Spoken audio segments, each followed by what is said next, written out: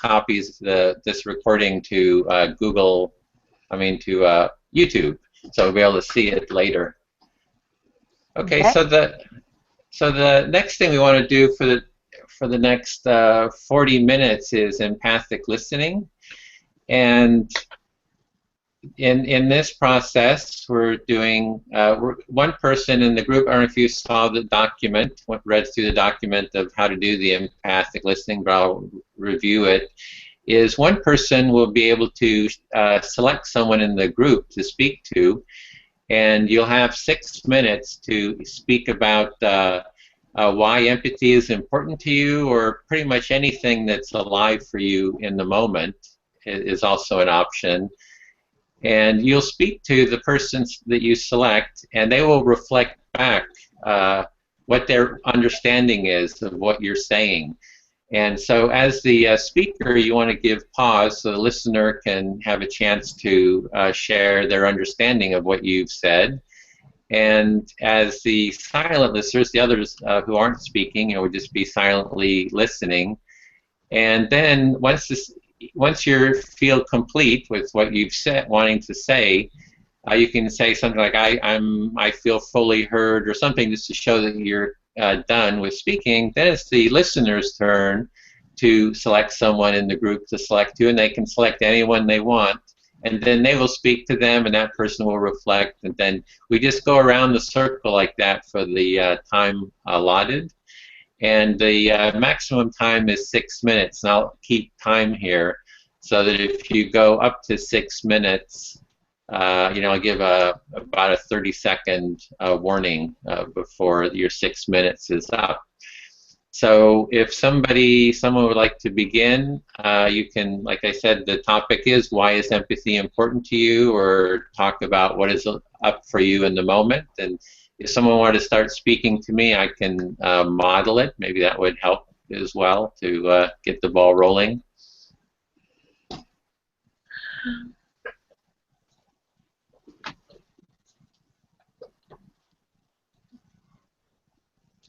Okay, yeah, I'll go. Okay, great. Okay, so I'll speak and you listen. Do Yeah. I understand that? Yes, Okay. and if you pause periodically so I can share my understanding or reflect my understanding of what you're been saying. Okay.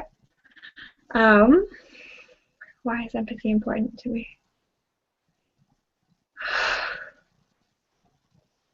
Okay, I think for me, empathy ties into a few other, not necessarily modalities, but emotions that really help us bring one another together. And so empathy, vulnerability, I believe that we're all here to connect. Like, that's what we're wired for, in my opinion. So what I'm hearing there, April, is that you feel that we're wired to connect with each other, and that you see that empathy is something that supports that. Yeah, absolutely. Okay. Yeah, that there are plenty of people, far too many people, who go throughout their life just with a certain level of disconnection, and I know how unnecessary it is, and it's really heartbreaking. Like, I know that struggle isn't necessary, especially when it comes to having needs met in our interactions with people. And so I really value empathy for what it does in bringing people together. Okay, so I'm hearing that you're valuing empathy for what it does to bring people together, as well as there's a sense of heartbreak in just seeing all the disconnection among people, and that doesn't even need to be there, really. Edwin, that's really accurate, and I'm really grateful that you were willing to just let me know what you heard. Okay, so you're finding that my reflections or my understanding are accurate, and there's a sense of gratitude of sharing my understanding. Yeah, absolutely, absolutely. I would say that I feel fully heard and am really excited about that. Okay, great. then well, you had 3.5 minutes left, but Oh, perfect. okay. Well, I'll speak to Kathy. I'm going to be your listener. Yes. Is that what's going to happen? Okay, I'll do that.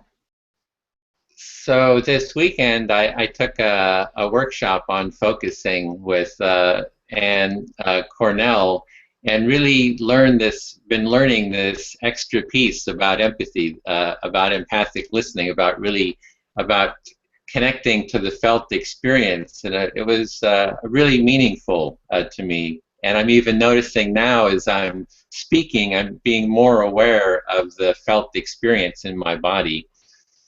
So you took a workshop with Ann Weiser Cornell on the whole experiential focusing side, and you're really seeing the connection of that with empathy and kind of a self-empathy. And you find even as you're talking now, you're already just starting to pay more attention to the felt experiencing, your body's, what's happening in your body as you're speaking, and it's intriguing to you. Yeah, I've had an awareness of that in general, but here's like a set of really great tools to help connect with that, as well as the whole support community. So just having that whole support community it was really great too. So you always were aware, you've been aware of what's going on in your body, but now here in focusing, there's a set of tools, of actual steps you can practice, and a connection to a whole community of people who are doing this same kind of interconnecting as well as empathy with each other. Yeah, and as I was beginning this, and I still do, I feel a little bit of anxiety kind of in this part of my body, and I find that just by sharing it, I can feel just sharing it with you is like my body is pulling in more oxygen, and that anxiety is lessening a little bit.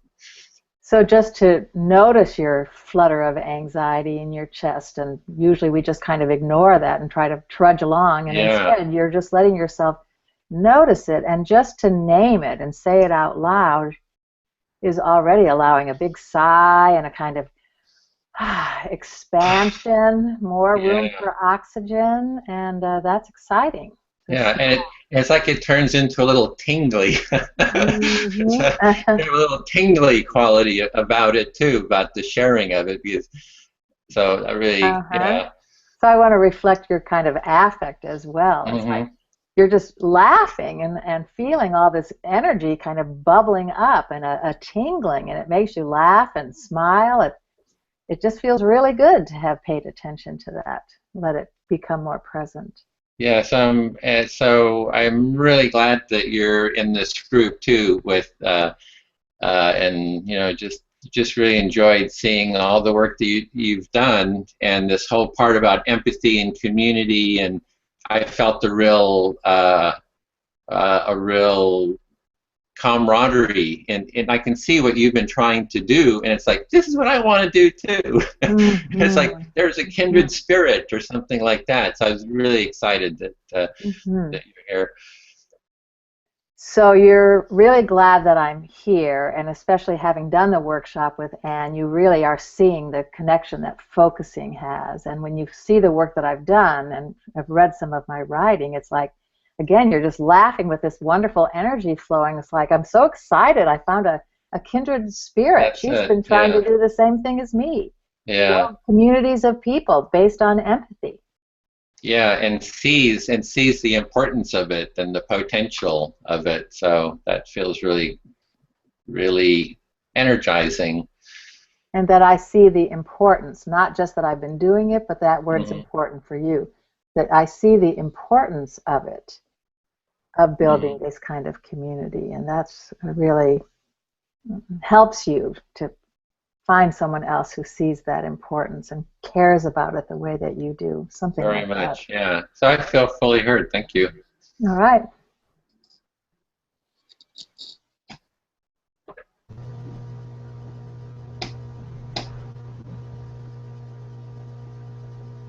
Okay, So I'm assuming it's my turn.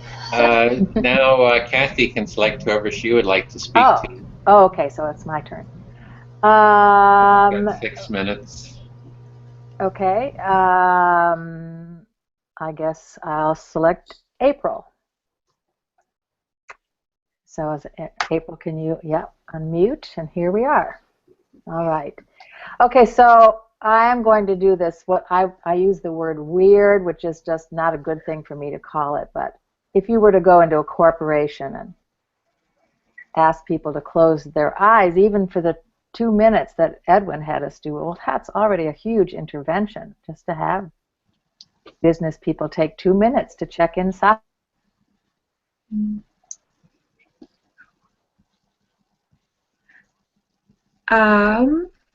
Before I demonstrate the focusing side, and April, you just do what Ed was doing. You don't have to do anything special, except maybe just give me No, time. Kathy, I really apologize. You cut out for about 15 seconds, and so I heard the first chunk where you were talking about how your methods are maybe considered slightly weird for the corporate world, and how having business people close their eyes for even 2 minutes can be seen as a little extraordinary. And so I got the sense of some hesitation, but then you definitely froze, and I apologize. I haven't heard anything after. Oh, you're an excellent listener. I just feel comforted already, like, wow, she can do this. She can really do it. Your warmth came across and makes me feel safe. So yes, I saw that I cut out, and who knows why. Don't worry about it. Okay, so I'm going to close my eyes and do the focusing piece, and you, April, don't have to do anything except what you just did, except maybe give me more space if I'm quiet. Just let me be quiet, because in that quiet time, I'm going to be trying to pay attention to this inner felt sensing. So I'm going to close my eyes. I'm just going to take a minute to center down into that place.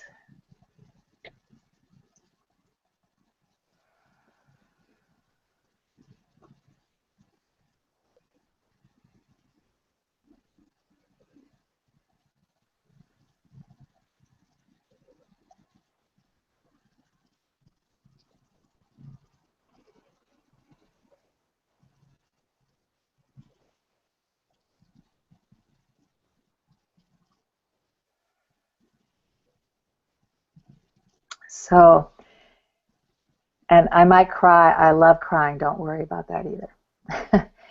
So on the one hand, I'm just so excited not only to link with Edwin, but to find Andrea and April, both of you doing the kind of work that I love and I've been doing.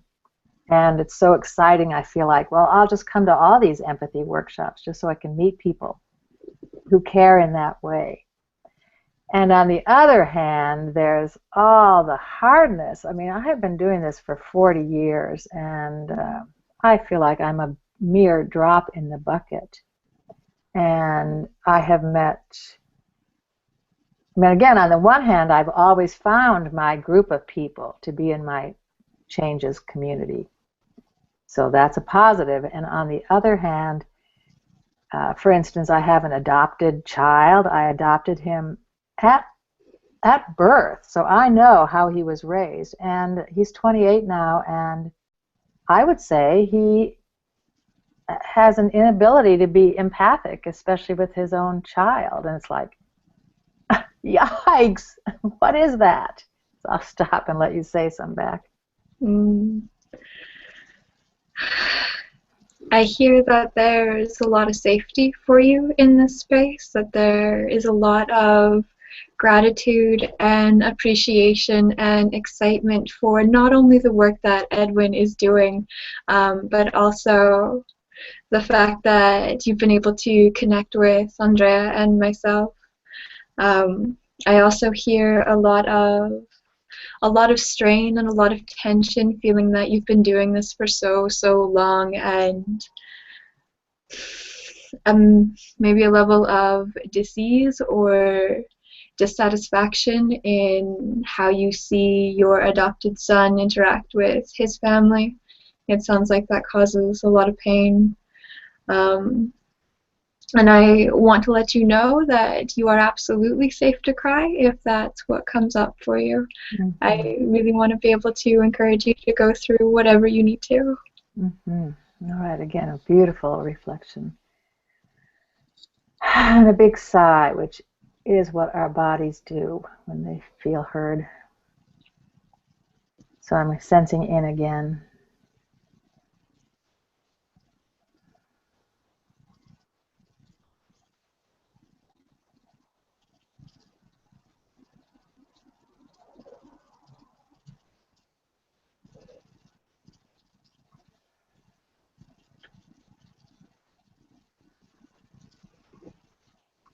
So my son is one example, somebody totally close to me who was raised with empathy, who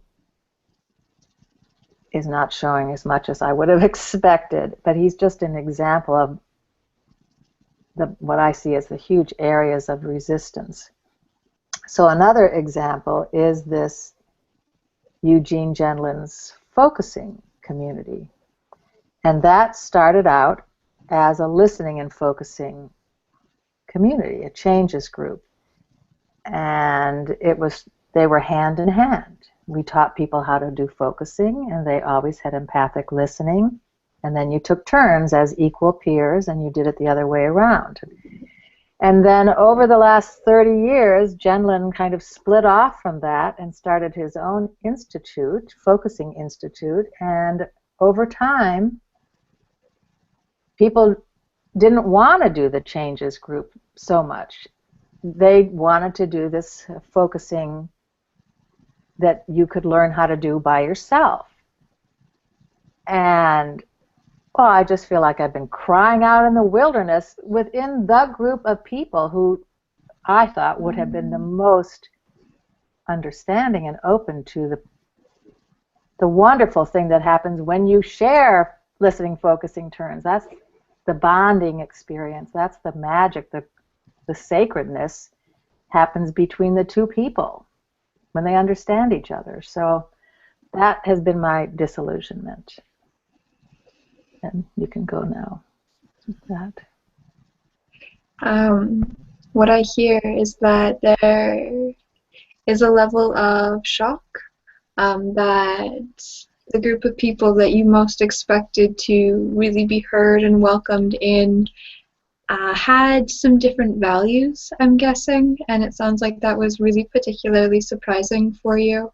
It sounds like you really value the connection and the bonding that comes from the sharing, and that the people you most expected to have those shared values really particularly enjoyed being able to go inside and cultivate within themselves first. So that's the time to... Okay, so I'll just close, and I'll just say that was a perfect reflection when you said the group that I most thought I would belong to, and that includes my son, and I could really feel the teariness coming there, that you touched me so perfectly there, and the teariness comes, yes, that's exactly it. The groups I was most expecting to be received into didn't want that, or didn't want me in a way. So the teariness comes there, and I'm fine to stop. I'm very accustomed, and I'm very happy. I always feel better, like Edwin felt better just to name his anxiety. I always feel so much more whole when I do touch the teary places. I just see them as very sacred and grounding. So thank you so much. That was so beautiful and so gentle. Thank you. My pleasure. Mm-hmm. So I feel fully heard. That's so nice. I feel well heard. All right. So it's your turn, April, to select someone, maybe Andrea, since she hasn't had a chance. I would actually really like to pause for about 30 seconds so that I can pee. Just Okay. so I would really like to be here and be available, and I can feel myself just being like, April, just go do this. And so, Okay. would it be possible? Like, I would be really comfortable if Andrea were to just go, and if I just sit this one out, and then we can pick back up. Like, I'm really okay with that. Okay, you can tell Andrea, you can speak to Andrea and tell her that you feel heard. Okay. Hey, Andrea. Yes. I feel remarkably heard. Or we could just take 30 seconds. Edwin can decide what to do next. You go pee. Okay. Yeah, however you guys decide to continue on then, I am completely comfortable and I will be back. You might want to mute. Okay. Okay, April, if you want to select one of us, we can keep going. April's gone. I mean, Andrea. I'll choose you, Edwin. Okay.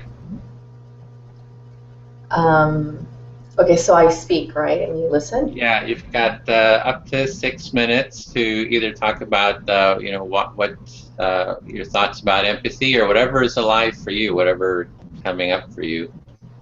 Okay. I am feeling a little nervous and anxious. I have a tendency to be a little shy at the very beginning whenever I'm in a group meeting. Although I am very much enjoying and learning how all of you are such great listeners. On the same note, I feel that it definitely is an art. And at some level, I feel saddened, and I feel saddened that it's not something that most of us know, but also I feel eager to be. It's almost, yeah, to be at that level. I think to myself when I hear you guys, oh my gosh, I thought I was a great listener. I'm hearing you guys give feedback, and I'm thinking this is awesome that I'm here in this workshop. I'm going to learn so much. So Okay, I well, think, let me. Just what I was hearing is getting that you tend to be shy, especially in meetings to begin with, and so you're feeling a little bit of anxiety, and you're also noticing the level of the listening, and I think there was more around that, the level of listening and how to listen better. Like maybe not quite saying it right. yeah, the correct. That is true. That I feel, you know, I feel happy. I feel this is a great opportunity for me to learn. I just ultimately feel this is great. I am in shock. I think in my mind, I think of I just get memories of I read a lot, and so there are people that claim themselves experts at listening, and compared to what my past experiences to this right here, I'm seeing a huge gap. So you've heard people talk about listening and being good listeners, but you're seeing from what they're saying and what you're hearing and seeing here that there's a gap between that, and you're feeling a sense of shock about that. That is correct. I feel very understood and heard. Yes. Is there more? Eagerness. I tend to, maybe perhaps after this I'm thinking, I'm foreseeing the future, and I'm just thinking of going into more researching empathic listening and improving that area within me. That's what I'm feeling right now. Okay, so you're looking in and feeling that maybe you'll do more work or around the empathic listening, and maybe even in terms of research. I guess research that more, I believe I was hearing. Yes, that is correct. And yes, it's funny, but I'm gonna say it. I got on Match.com on a 7-day trial, and I'm thinking how this will really help me connect with the people that I'm meeting. I am a strong believer in connecting with, really truly connecting with someone, and I feel that for me to connect with someone, I need to listen at the level that I'm seeing right here. Okay, what I'm understanding there is you got a trial account with Match.com, and you're really wanting it for your connections, really deep connections, and you're seeing that the level of listening here is something that you could maybe bring into those relationships. Most definitely, and as I'm hearing everyone give feedback, just like you gave me feedback, I'm also learning how to give feedback. And I feel proud of myself because I'm a quick learner. So from the beginning of my time till now, I feel myself improving, pausing and letting you speak. Yeah, so you feel like you're a quick learner and you're wanting to learn, and you just learned one piece was to pause and let me speak, to share my understanding. Correct. And another thing that I do a lot is I nod my head. So that's another thing. I'm watching everyone, so I'm happy I'm here. So thank you. So the other thing you do is nod your head in acknowledgement. Is that? And you're happy to be here as well as kind of understanding. Yeah, I nod my head in acknowledgement and happiness. Oh, and so you nod your head in acknowledgement and happiness. Yes, thank you. I feel very thoroughly understood. Thank you. Okay, great. So then I'll speak to April. And you're muted. There you go. I'm muted. Hello. Yeah, so I'm realizing you didn't get a chance to share. You did some reflecting, but you didn't get a chance to share. Does that concern you? I'm just noticing it. I have a sense of wanting everyone to have a chance to have experience all parts of the process. If you just want to reflect that, your understanding. Yeah, I understand that you want to make sure we all get a equal share and experience of the process, and that you're noticing that I have had the experience of reflecting, but not so much speaking. And it doesn't sound like it's a concern, but you're noticing. Yeah, so I feel fully heard. That's really wonderful. It's really quite nice. Okay, so I suppose it's going to be my turn to speak to someone then. Mm-hmm. Okay, so I'd like to speak to Andrea. If you're willing, of course. Yes, of course. I came in just partially through what I heard you speaking, or when I heard you speak, and I didn't pick up on everything. There was a part of me as to, okay, the portion of the conversation that I sat down in, I was concerned that I was hearing a bit of just like hardness or some judgment towards yourself, that this is maybe something newer, and I'm wondering how accurate that is. Yeah, thank you for that. So I'm hearing you feeling a little concerned with some of the judgment that that came up within me, as this is all new to me, and you're wondering if that's indeed true. Yeah, absolutely. Is that something that you'd be willing to touch on? Like, Sure. Just for the process, once you feel fully heard, then it would be her turn to respond from her own point of view. So.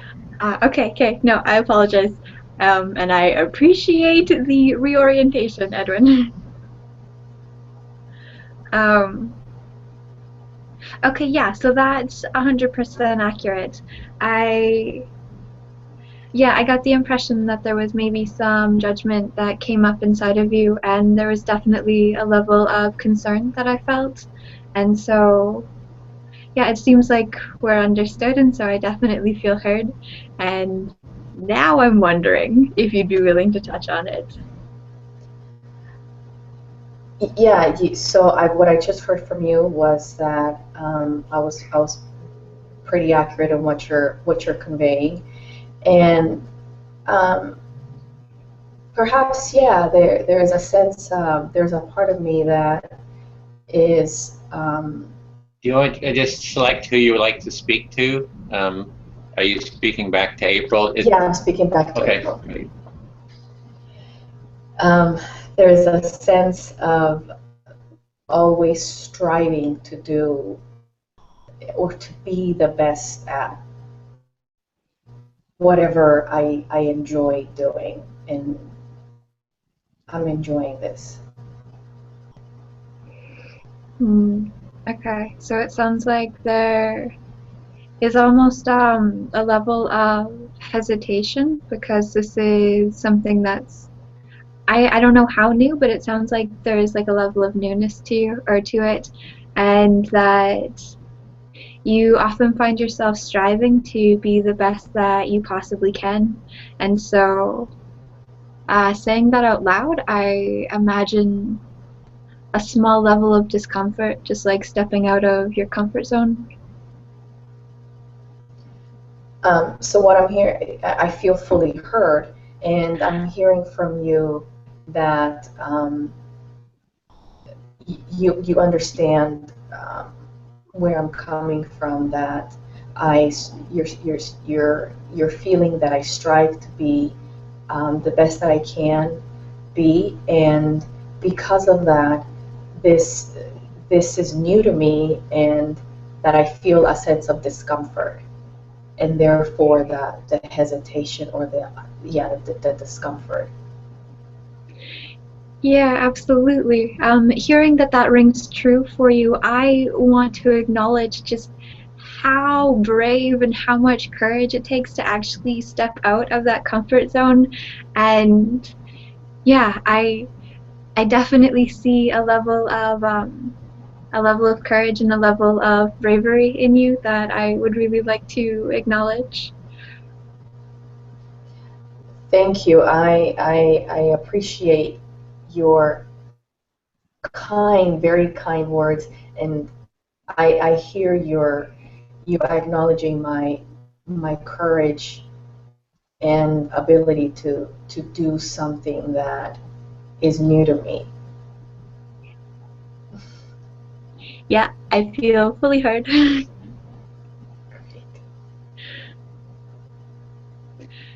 I don't know whose turn it is right now. It's Andrea's turn since she was just, so you can select one of the three of us, and we'll do one more, and then we'll end. So if you want to this part. Okay, I choose Kathy. All right, I'm here for you. I am feeling excited.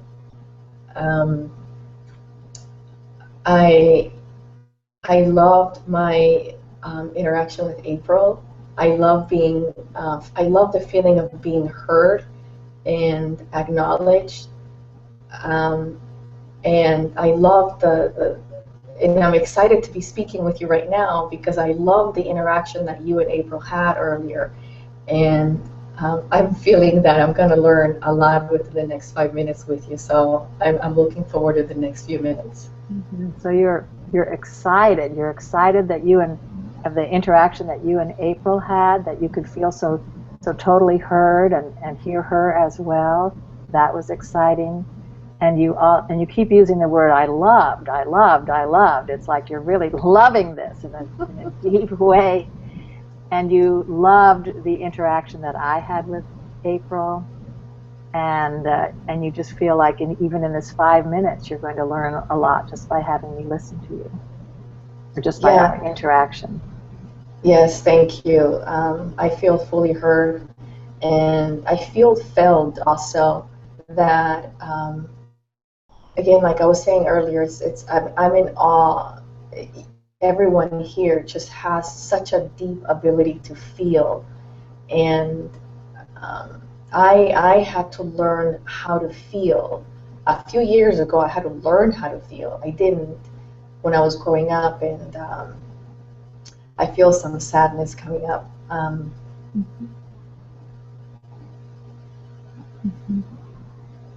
So you feel full, you feel filled by this interaction. And you're Yes. so in awe by the capacity of all of us to feel things, not just to listen, but to feel things. And you say you had to learn how to feel just a few years ago. You didn't feel when you were little.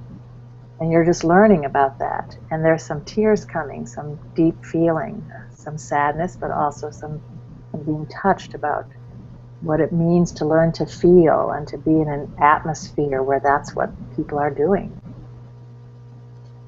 Yes, indeed. And I'm envisioning, kind of like I'm envisioning, how like in the UN, there's a big conference room and there's a person in the middle and directing everyone to feel. I feel that having the ability for someone to do that at such a grand scale would be so beneficial at that scale.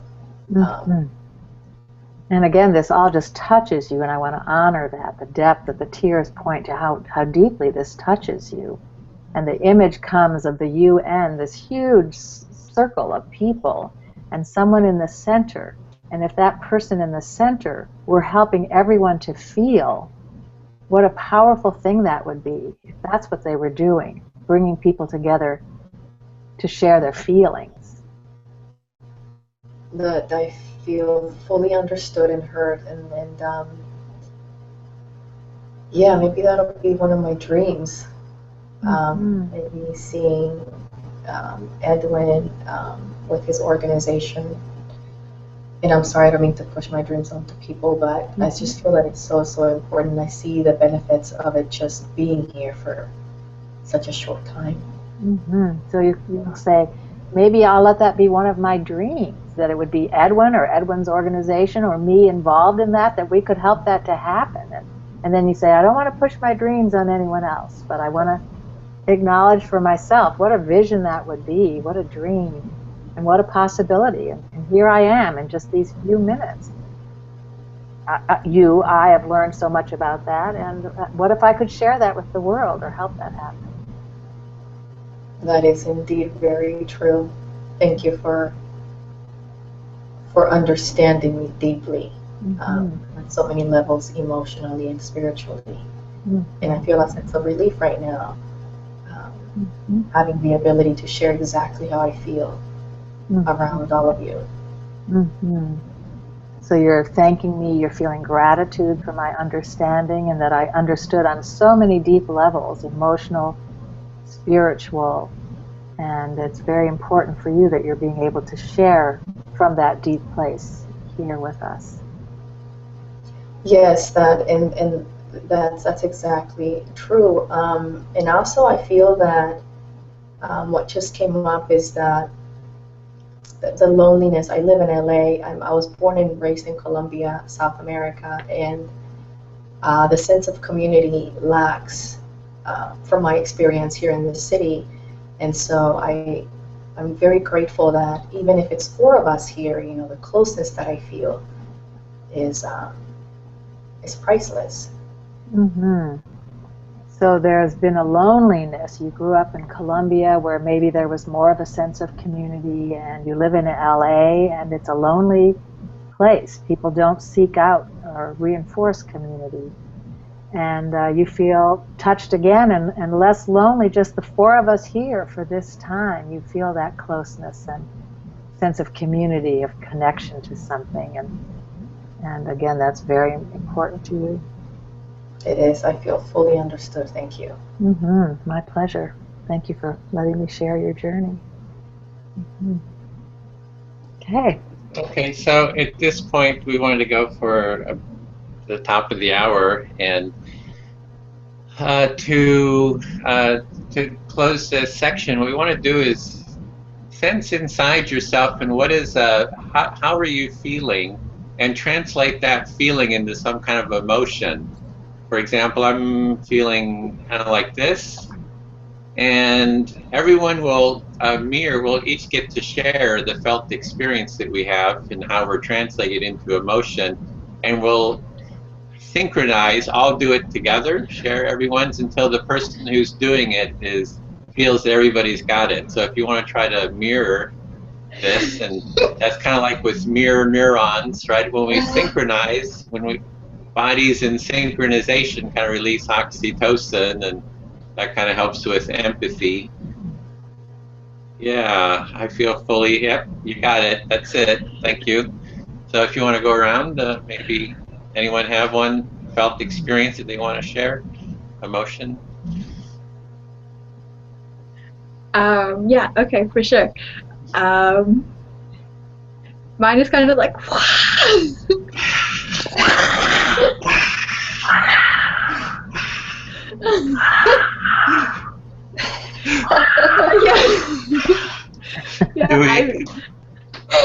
spot on, spot on.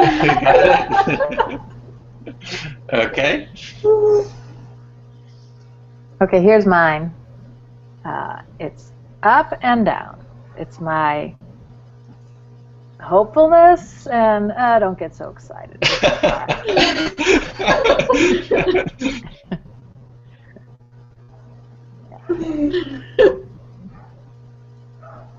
Yes. Up and down. Okay, I feel heard. Oh, okay, I got one. It just came to me. I'm placing my hands on my heart. Mm-hmm. And taking a deep breath.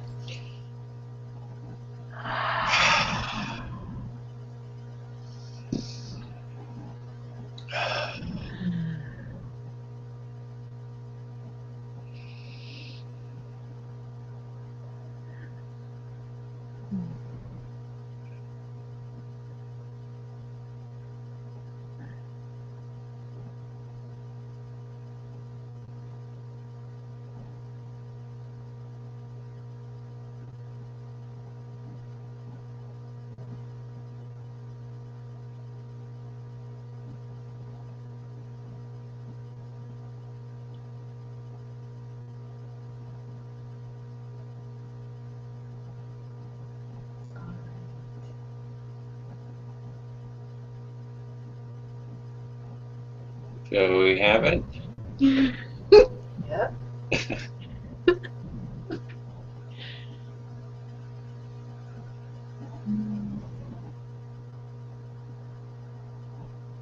You feel we got it, or? Oh yeah, yeah. Okay. So you acknowledge it. We might be here for the next 2 hours. Okay, so we had set our intention was to foster an empathic way of being within ourselves, between each other, and in the world. We lit our candle. So to close the circle, we want to take that intention and blow it out into the world. So from wherever we are, let's take a deep breath and blow that intention out, and that's the completion of the empathy circle. So the empathy circle, we started with setting our intention, sharing that, agreeing to it, lighting the candle. We did 2 minutes of mindful self-connection. We did empathic listening. We did a sharing of these mirrored emotions, and we blew our intention out into the world. And so that's the full empathy circle. What I want to do is go into the empathic design workbook now. So where you wrote your intention in that page, you want to open that again. And we want to go to the second page, which it says Introduction to Empathic Design. So this is from the design community. This is a workbook that we're going to go through to redesign our experience that we had. And this is based on the design school at Stanford on their introduction to human-centered design and design thinking.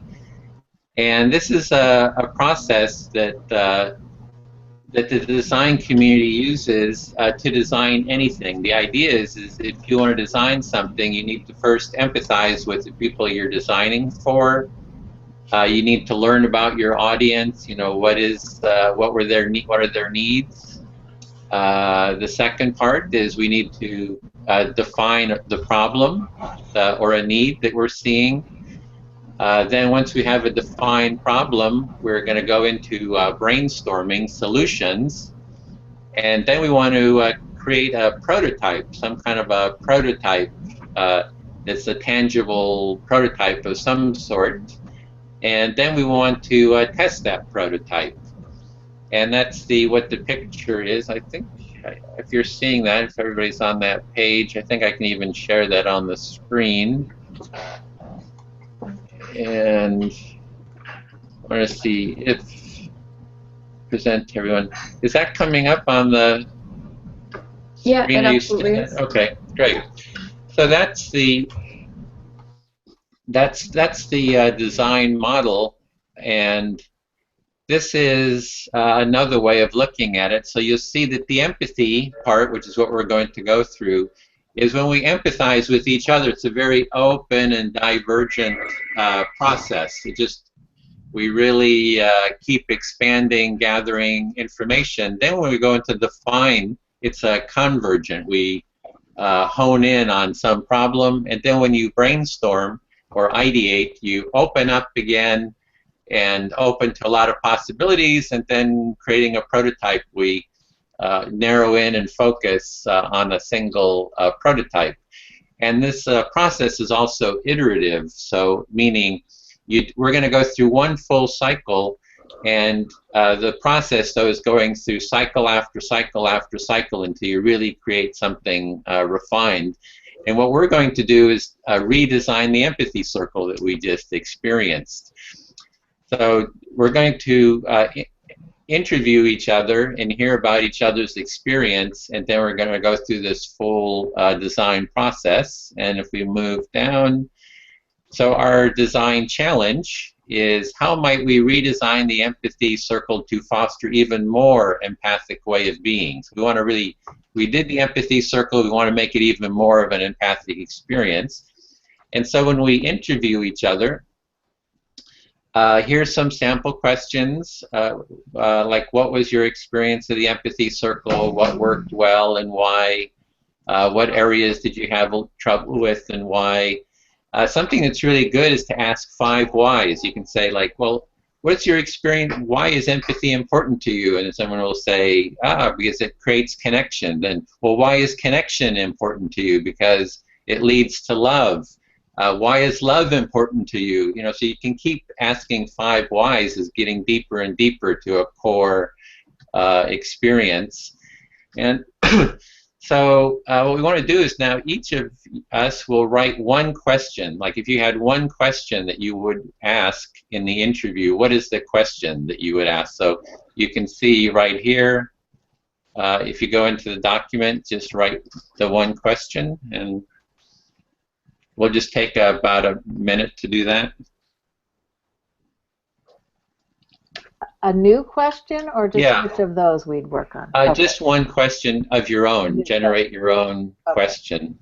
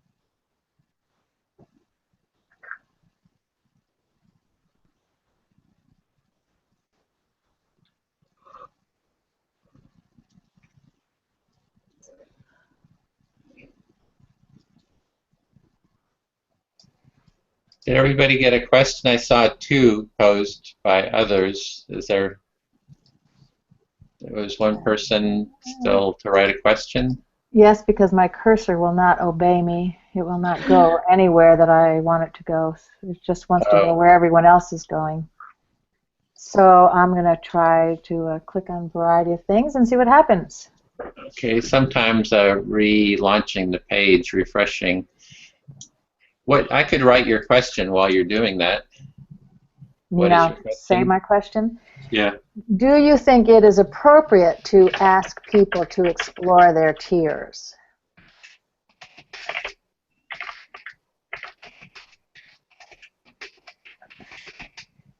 Do you think it is appropriate to ask people To explore their tears. Explore their tears. Okay. Now you have to correct your spelling mistakes. Yeah, unfortunately it has spell checking there. It showed. So would you like to share your others? Mine was how did it feel talking about your felt experience? And what would you, I actually put two, would you want to do another empathy circle, why or why not? So what are your, April and Andrea? My question was, were there any points in the conversation where you felt disconnected? Hmm. And mine was, what deep feelings did you experience? Okay. So we want to go now to the next page. That's step 4, page 4, interview transcripts. And I'm going to stop the sharing of this.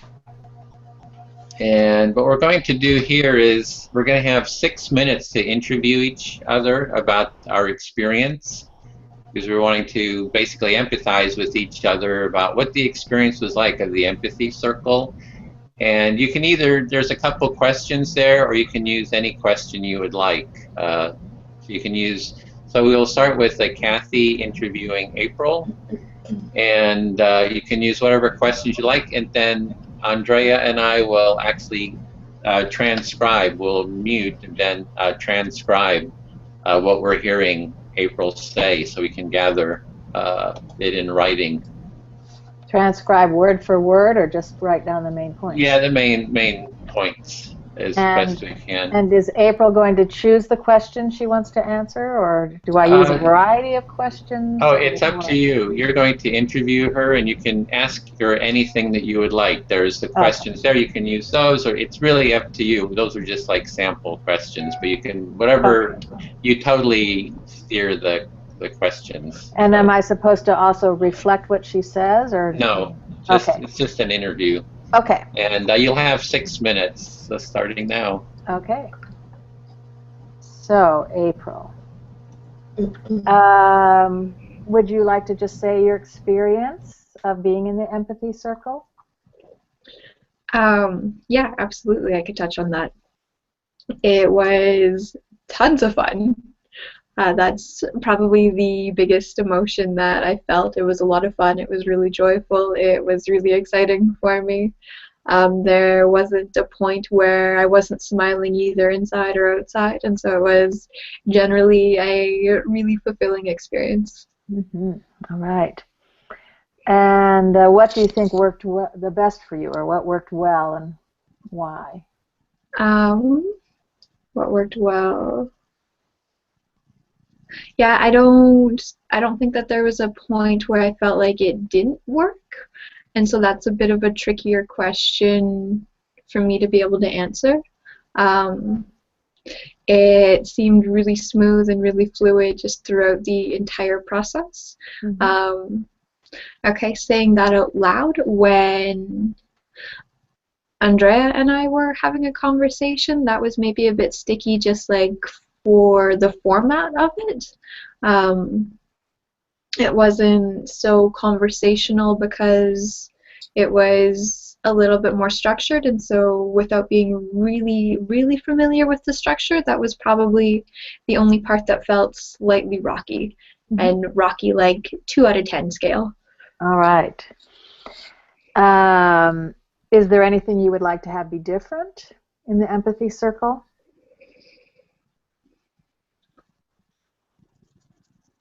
Um, I wouldn't say so. If anything, I would say that doing it more than once would provide a certain level of like comfort and fluidity to get over those mildly trickier spots. Mm-hmm. All right. I guess I'm supposed to ask you why 5 times. I forgot. Would you like to say what feelings you experienced? Yeah, okay. So there was a lot of joy, there was a lot of gratitude, there was a lot of excitement. What else did I feel? A lot of compassion, a lot of warmth. Mm-hmm. Yeah, I was like really fully engaged. There's some general feelings. Mm-hmm. And you want to say more about what being fully engaged means to you, or what the feeling is of that? Yeah, for sure. Engagement, like I wasn't distracted. I was really present. I was really available. My inner wandering even was at a minimal. I was really focused on what the other person was saying, and so that equals engagement for me. Mm-hmm. And I'll just make it my own question. In your introduction, you said that empathy or conflict can really be an opening for getting closer, more intimate, and that empathy could be a tool for that. And was there anything in your interaction with Andrea that kind of addressed that you, not that you had a conflict, but you were trying to get a clearer understanding? I don't know. Did that feel like that was on the track of how you could get closer to people through empathy, or I don't know, something like that? I'm not fully sure that I understand what you're pointing to. Mm-hmm. Would you be willing to maybe rephrase? Yes. I'm also very interested in conflict, and I do believe it brings people closer, and that's another hard thing it's hard for people to learn. And when you asked Andrea to say more about what you sensed as maybe an uncomfortable feeling she had, or a self-critical one, it wasn't that you had a conflict, but it is an area where you don't usually do that over the dinner table, let's say. And would that be an example of bringing more conflict, or asking the question people don't usually ask brings people closer? Maybe it's a rhetorical question. Okay, I think I'm a bit clear. Mm-hmm. So what I think you're reaching at is like asking questions that aren't normally asked. Mm-hmm. Does that help foster a sense of connection with people? Mm-hmm. Like, is that kind of what you're pointing at? Yeah, like, do you feel more connected with Andrea because you asked her to go deeper than people usually ask someone to do? Oh yeah, absolutely. Mm-hmm. You feel close. Absolutely. Absolutely. Okay. I don't have the other questions in front of me. Is there anything else you'd like to specifically say? Almost 6 minutes. Anything you would recommend in terms of us trying to redesign? You already said it would help if people had more than one turn. Anything else you just want to say as feedback? Yeah, okay, so there was a question Edwin asked, would you want to do another one or not? Okay. Why or why not? And so I'll touch on that. Mm-hmm. For sure, yes.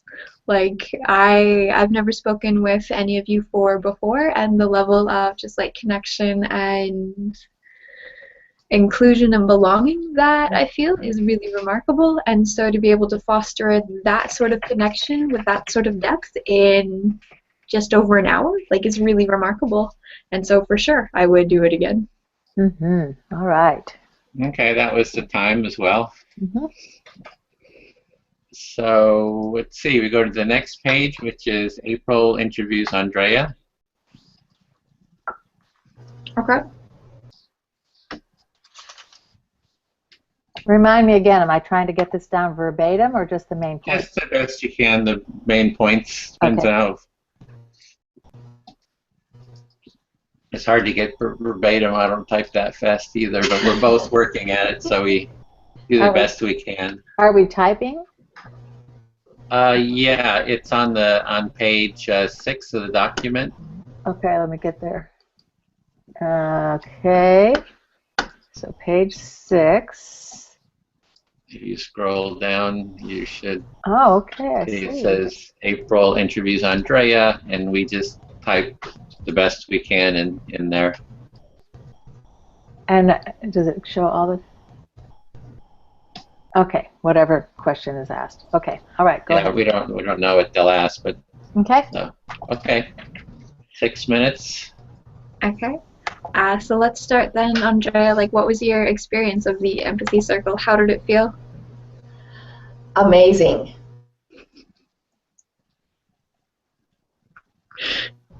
Okay, really? That's it. Yeah. More? You want more? Amazing. Oh my God, why doesn't everybody in the world do this? You know, grateful, and this is wonderful. It was amazing. Yeah. Did you have trouble with any parts of the circle? Where did you have trouble and why? I did. At the very beginning, as I said, just because I've never done anything like this before, and learning to respond the way that everyone responds to, like being heard and giving that feedback. Okay, so giving feedback then was a little uncomfortable? It was uncomfortable. Maybe it was something that I didn't know. You know, something new to me, and so I was learning. Okay. Yeah, were there any points in the conversation where you did feel disconnected? No. Okay. Yeah, I'm just going to go through the few questions that we had created together. What sort of feelings did you experience? And maybe you touched on this, but would you be willing to go again? Sure. I think something that you mentioned earlier, having the ability to connect deeply with someone that I didn't know. I didn't know any of you before 9 o'clock this morning, and just interacting with you for 5 minutes, I connected with you deeply. Interacting with Kathy, with Edwin, it's a beautiful thing. It's kind of like.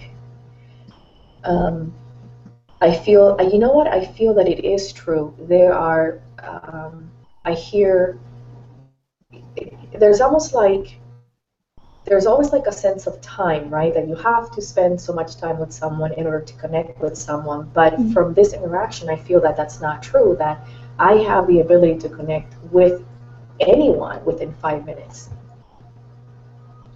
Oh, I imagine that feels remarkably empowering. It does feel really, really, really good, yes.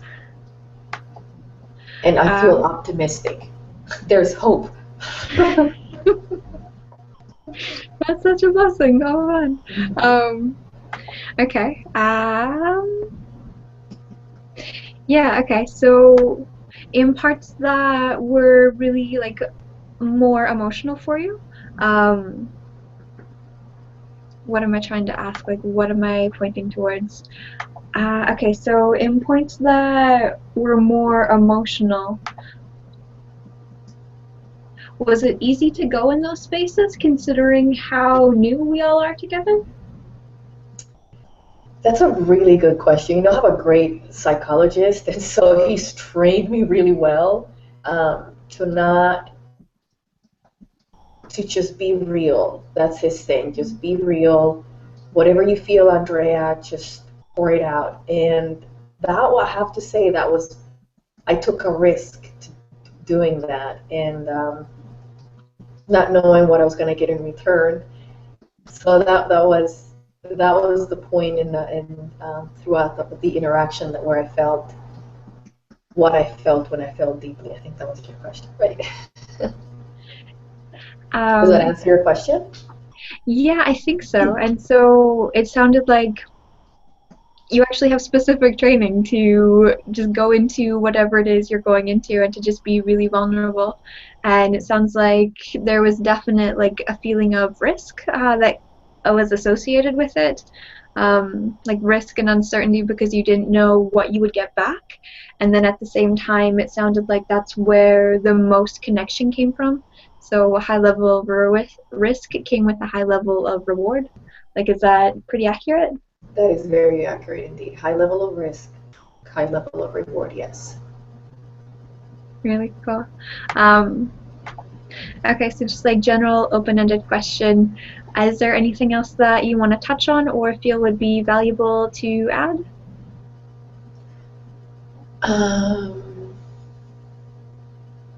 No, I don't. I think it's because this is my first time. Maybe I'll get a better, a greater feel for like room for improvement if I continue to do the workshops. Mm-hmm. But right now this is new to me, so to me it's like, oh my God, this is really cool. It's great. Okay, that's the time.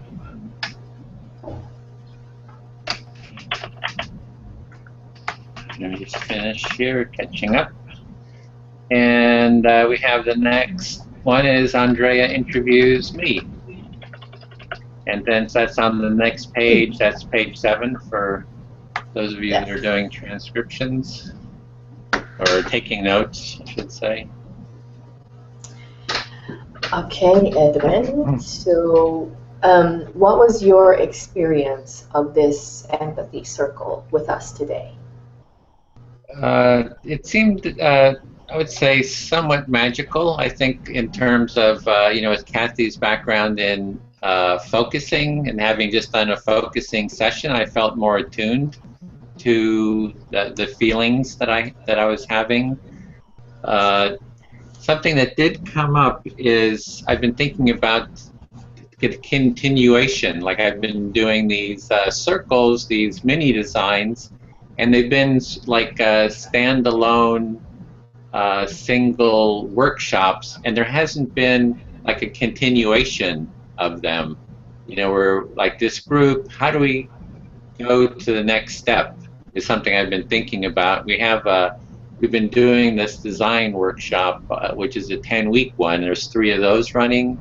So that creates a sense of continuation with the group because we just keep meeting every 10 weeks. And I'm wondering like how to make this transition towards not just a one-time workshop or exploration process like we're doing, but how to create an ongoing. So that's kind of been in the back of my mind that I'm kind of thinking about. Okay. So it seemed magical for you, and on the other hand, it sounds like you're trying to figure out how to make this continue, how to continue the workshops, right? Yeah. It's an ongoing process. Exactly. So we've come together, and how do we keep a connection growing, building a connection going? So that's I'm not sure how to do. I'm not. That's just a question I'm sitting with. It seems to be a bit of a challenge. Can I ask you why is it a challenge? What have you seen? What kind of patterns you've seen that makes it a challenge? Well, people get together and it's like, oh, this is really great. This is nice. I'm learning something, but there's not like a clear process. I think there's a need for a process or some kind of a structure for what's the next step. For example, participants could do another workshop like this, we just keep repeating the same one, so we keep designing and redesigning the empathy circles, and but people haven't really signed up to do that. So I'm just not sure. Yeah, so there's that experience. People have signed up for like a 10-week design course that's based on the design school and IDEO. So there's been like a commitment to that. We've done multiple circles like this, so that's worked. But somehow a looser structure. There's just some kind of a need for some kind of a structure. I'm not quite sure, how to what the trick is for that, or the best approach. Yeah, I can understand. It definitely sounds like a challenge to have. It sounds like there's no Follow-up maybe, or clear yeah, follow-up. Yeah. or a commitment from the participants. Like, what are Yeah. the participants getting at? It has to be something extremely valuable and compelling for them to keep joining. Exactly. It's 3 hours is a uh, big block of time, so it does have to be something. We could do like empathy circles, which is just like 1 or 2 hours of the empathic listening without the design. So that's like another approach. So it can be broken down. I think it can be broken down into steps. So there is just a one-to-one empathic listening. So you get together with your empathy buddy.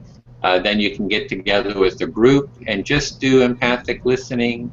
Then there's another step of the empathic listening with the design process. Because we want that creativity. Because a lot of times these groups get into, well, I'm connecting, it feels good to connect. I feel we need that innovation and creativity and innovation that the design process brings to it. Because that whole process is about taking empathy and moving it towards creativity and innovation. So I guess I'm kind of struggling with how do I put all this together and get people involved. Yeah, it definitely sounds like it, and I can relate to you. Mm-hmm. It's difficult. You mentioned doing the 1 or 2 hours of empathic listening. I think that would be a little bit more appealing, and people I think would be able to commit greater to that. Like the one circle, just learning them how to connect and maybe creating a community, and also perhaps having them meet outside of this, creating Mm-hmm. a meetup or something like that. I'm not sure if you've approached it on that way. Yeah, like a one-to-one where people can connect with each other to do empathic listening. So there's like maybe a menu of choices in there. But there's also the commitment. It's like people talk a lot about empathy, but I don't see like the 40-year commitment like Kathy's had. You know, like that's like real serious commitment, which I really appreciate and value. That we need that kind of commitment if we want to.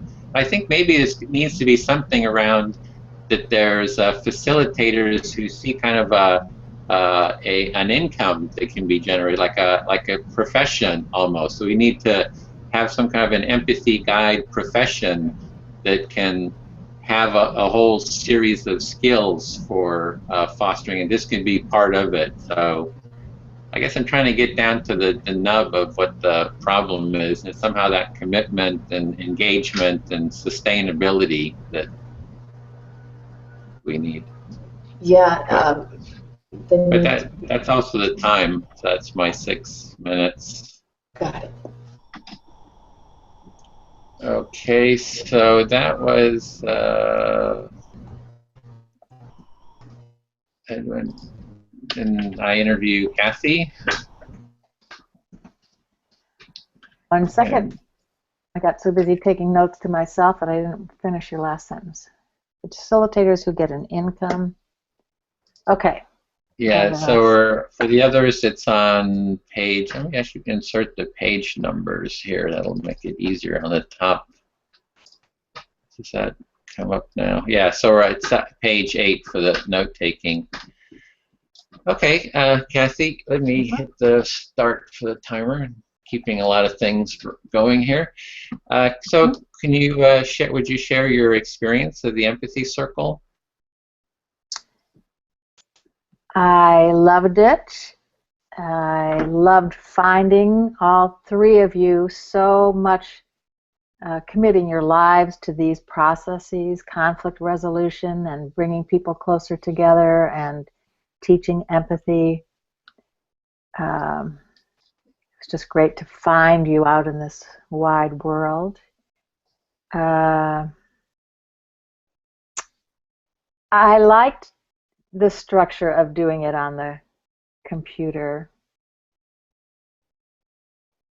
I liked that we really took turns. And I thought when April asked Andrea to say more about her experience, kind of in April's own turn, I felt that Andrea handled that really masterfully because she didn't just get into answering. She followed the rules and she first reflected what April was saying. So that's so important when we are in any kind of a conflict or somebody comes at us in some way, to just say, okay, I'm just going to reflect that back instead of immediately just reacting. So I thought that was masterful, and that the two of them really, because of using the structure, it was a lot safer, I think, to explore it. So I appreciated both of them, the way they handled that. Sacred, that's all I can say. That level of connection. I have a personal bias about why some changes groups last longer than others. And I think it's because I lead them. No. I think it's because I have this particular understanding about the places of tears. And so I go there, and I teach people to go there. And in our culture, mostly we shy away. Some tears go by, okay, I'm not going there. And I believe, and maybe people can check their own experience, that it is exactly that, sharing from those places of being touched or moved, just a little teariness, not tears pouring out.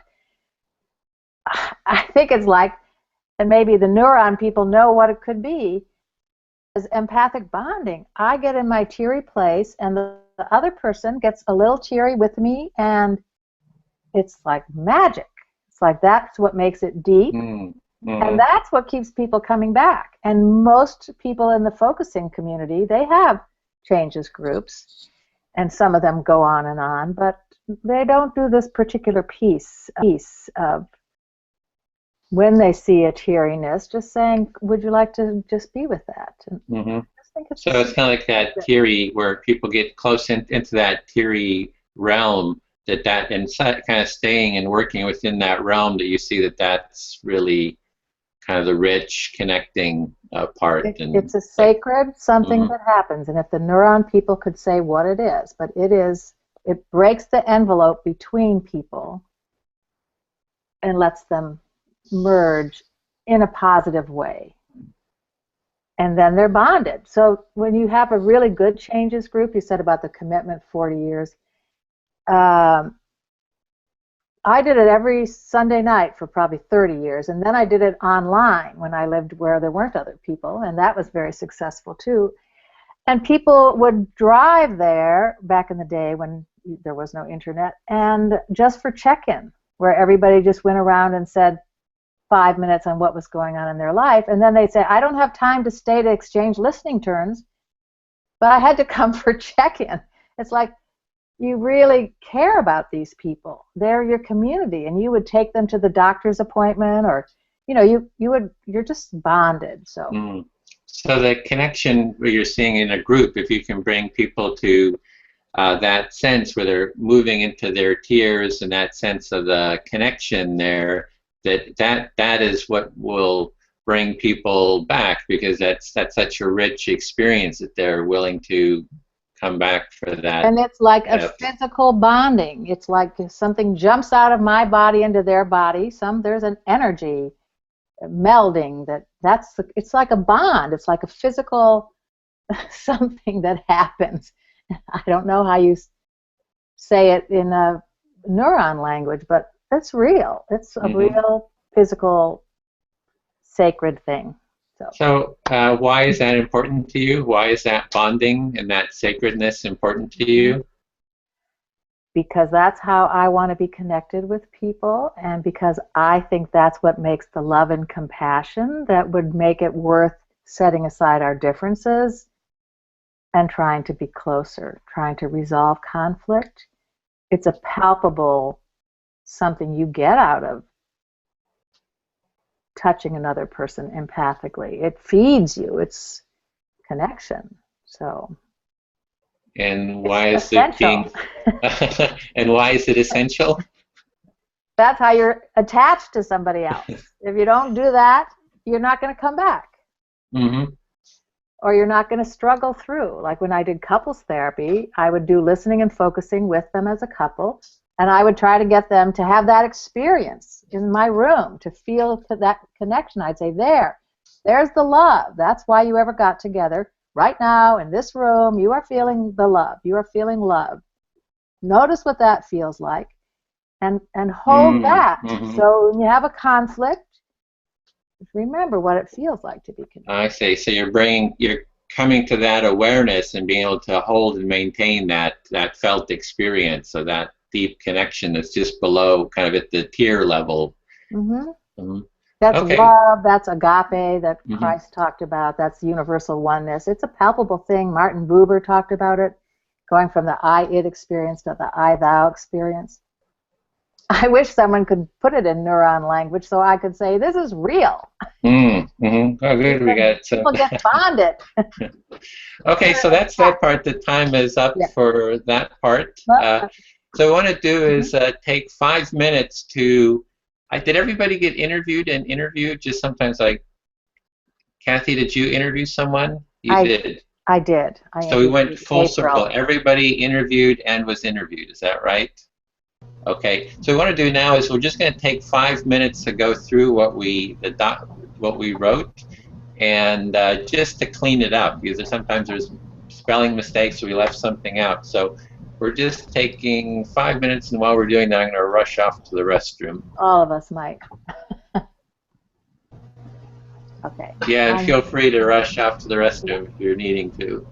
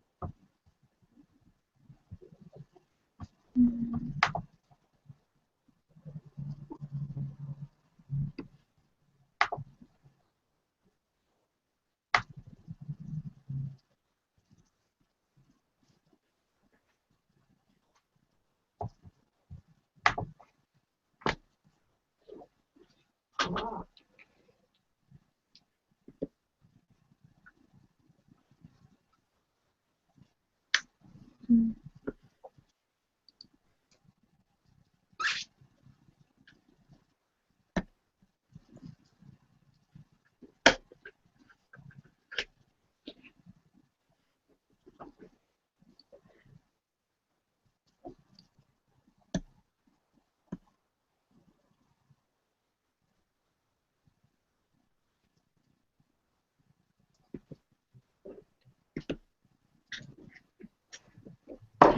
So I have about 30 seconds for that.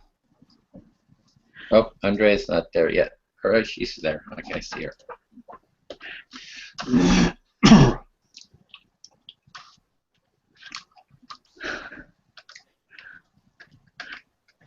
Okay, because we only have a few seconds left, I actually just want to take a really quick moment to talk about, like Edwin, you're talking about a bit of a struggle as to how to bring people together and how to gain that level of commitment. Right now, for me, like I'm feeling a level of just like tiredness and almost heaviness. Like there was so much connection so instantly, so quickly. I can definitely feel myself want to like pull back a little bit and just kind of regroup and check in with myself and just yeah, just like really center down again. So I don't know whether that experience is universal or not, but also because this was really particularly structured, I've been really blessed to live in a lot of different styles of community, and a lot of different styles that worked and didn't work so much. And the ones that I found worked the best, it was like, I want to say almost like a party, but not like a party. There was a level of like fun and spontaneity to almost every interaction every day. Like meeting up with these people was a consistent adventure, and there was still that level of connection, which made it remarkably fulfilling. And so what's coming up for me, hearing that you're finding a little bit of struggle and a little bit of difficulty in gaining a commitment from people, is really just like outside of the structure, how much fun and adventure and spontaneity, because these are all definite needs that we all have and that we all share. And I know, like even looking at the environmental movement, like people get in, they go really gung-ho, and like people that I know, they've pulled out pretty quickly. And so yeah, yeah, that's what I have to say. Okay. I don't know if I'm conveying that really clearly. Yeah, it's like addressing how to foster that ongoing connection, and then you're seeing that kind of a fun environment, that's part of it that helps. And this design process is actually what we're going through, is actually going to try to tease out those kind of issues. And wait a minute, am I here? Yeah, totally. Hi, yeah. I'm not hearing you. Oh, we hear you. Yeah, Kathy, I hear you. We hear you. I'm not hearing you. Not hearing you. Testing. Oh,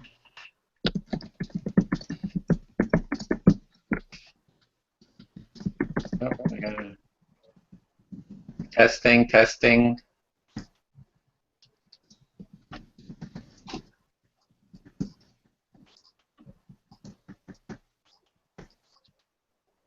You are hearing me. A little louder. I'm not hearing you. Oh. What shall I do? Check the settings. Settings. I did hear you a little bit. Oh. Checking the settings. Test sound.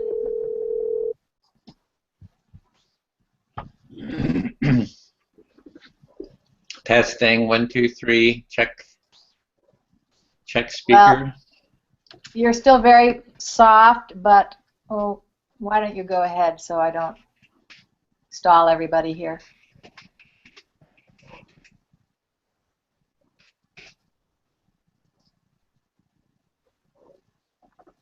I'm not hearing anybody. Testing. Testing. Can you check? You know why I'm not hearing you? Because I don't have my earbuds in.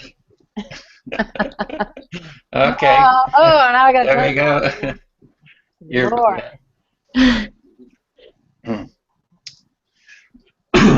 Okay.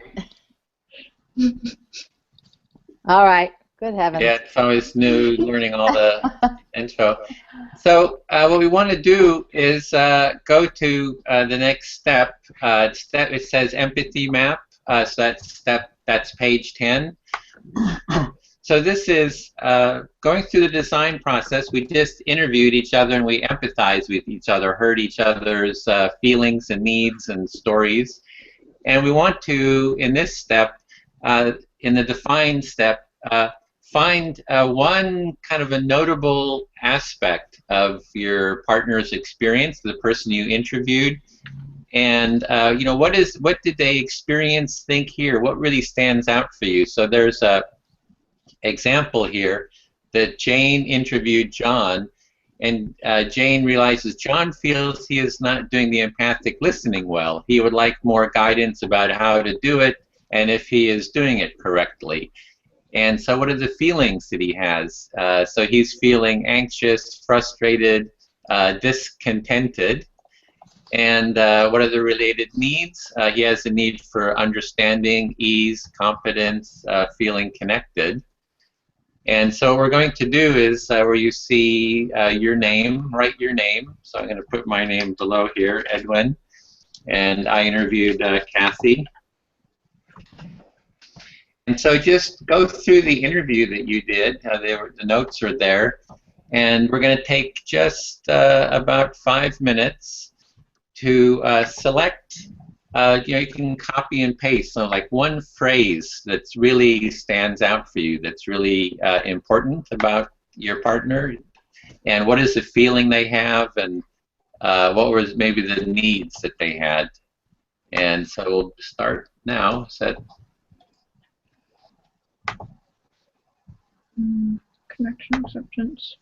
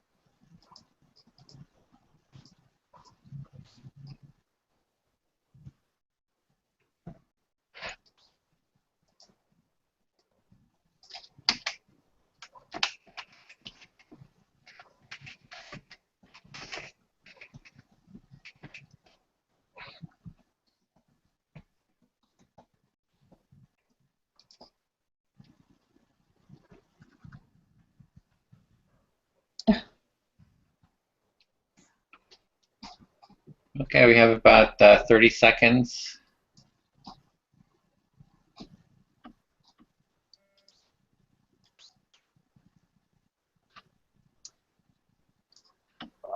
What is the feedback? What does that mean? The feedback is we're going to now share that with, like you had interviewed April. We'll each share our insight with the person we interviewed and just see if there's any feedback, like how accurate is our understanding, if there's more. So we can begin that now. So if you want to check, Kathy, with April, like share your insight with her, and let's see how that lands for her. Okay, April, I can't see you because I'm reading this. You were really happy. You never stopped smiling at the ease of the process and the sense of connection, even being able to work through a sticky point. You want to feel engaged, connected, belonging. You want to help people to see that conflict is an opportunity for people to get closer. And the feelings were joyful, fulfilled, warm, compassionate, and the needs were being engaged, being present, being connected, belonging, clarity, conflict resolution. Yeah, that's 100% accurate. All right. Oh, that's Wow. easy. So mine was with Kathy. So the insight was the connection of people bringing people into their tears. That is what will bring people back to the empathy circle, and that it's such a rich experience. It's like physical bonding. There's energy there. And it's being on the edge of those tears. Maybe not totally just being in them, but maybe that too.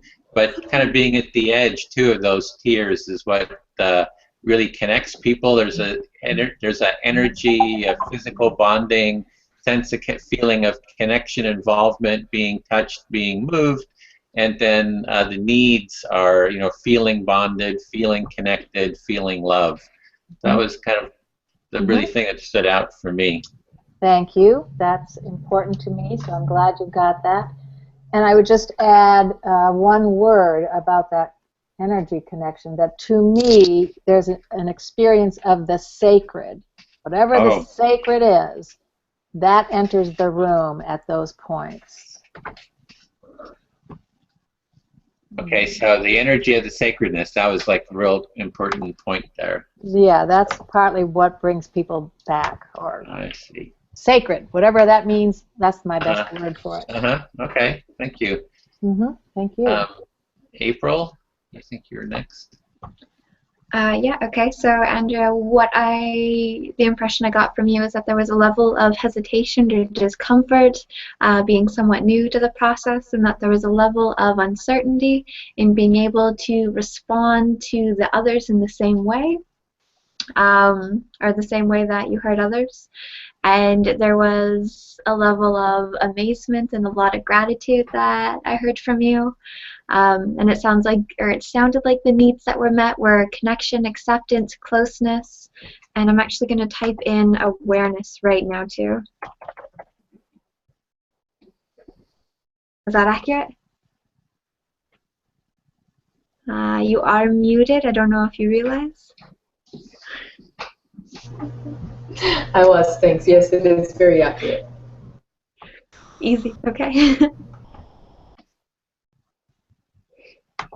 And then Andrea, you're next.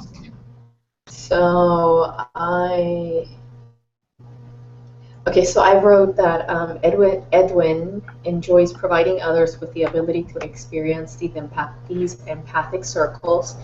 He also feels concerned about the lack of commitment from participants and is looking for ways to improve workshop attendance rate and potentially providing an easy way to the general public. Yeah. Mm-hmm. Do you want to do the feelings and needs too? So I was just interrupting here. Yeah, the feelings.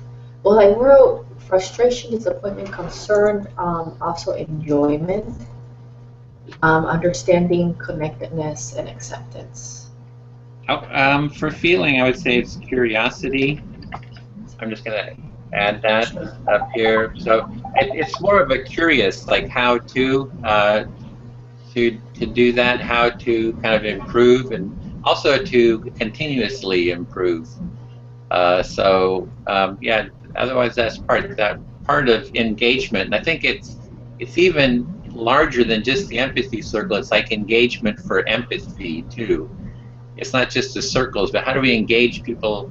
If there's other means, they're even more effective for fostering, empathy and engaging people around empathy. I'm great with trying to implement those.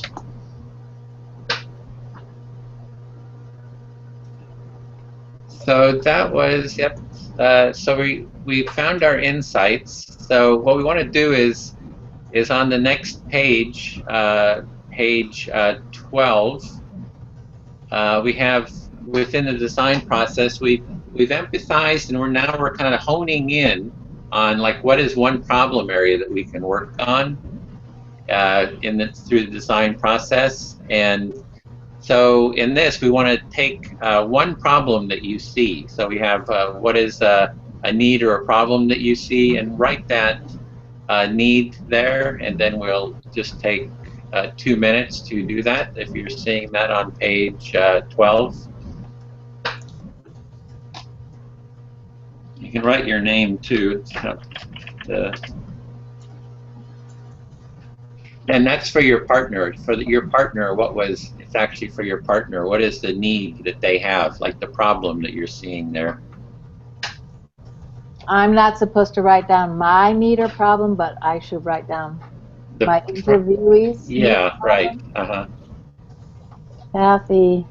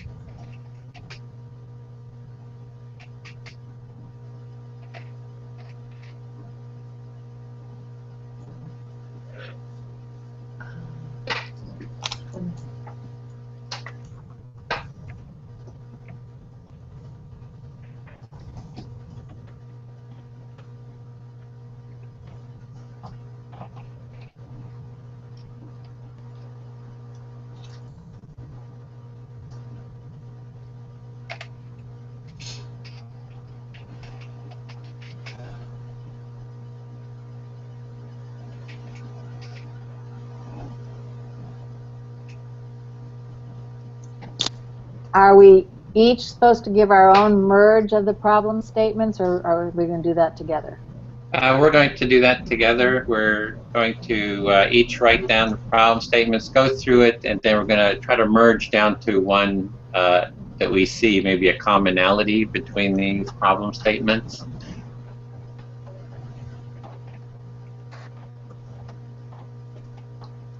So thanks for those questions. It really helps. So we can go through and share those now. If you want to start, so Kathy, yours was first. So in interviewing April, she would like a smooth method for asking questions for deeper understanding of the other, and she'd also like more rounds of practice. And for me, interviewing Kathy, I'm seeing about creating that edge that's represented by tears. It's a edge of love, connection, and sacredness.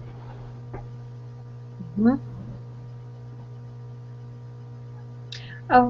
For me, interviewing Andrea, the learning curve and the lack of familiarity with the process, and then comfort seemingly coming with experience. And for me, interviewing Edwin, is that Edwin is looking for ways to keep others engaged or committed in the process. Mm-hmm. Yeah, so do we see a commonality here? What we can do now is actually merge those. Can we find one common one? Or if we can't, we'll vote on which one we want to address. I see a commonality and find it most interesting to talk about how people would get more experience and stay engaged in this even same group. So all of them seem to have to do with needing more experience, continuing it. Yeah, Kathy, I would agree. Experience and engagement seems to be like the common thread. Mm-hmm. So it's how to get more experience and engagement in the empathy circles.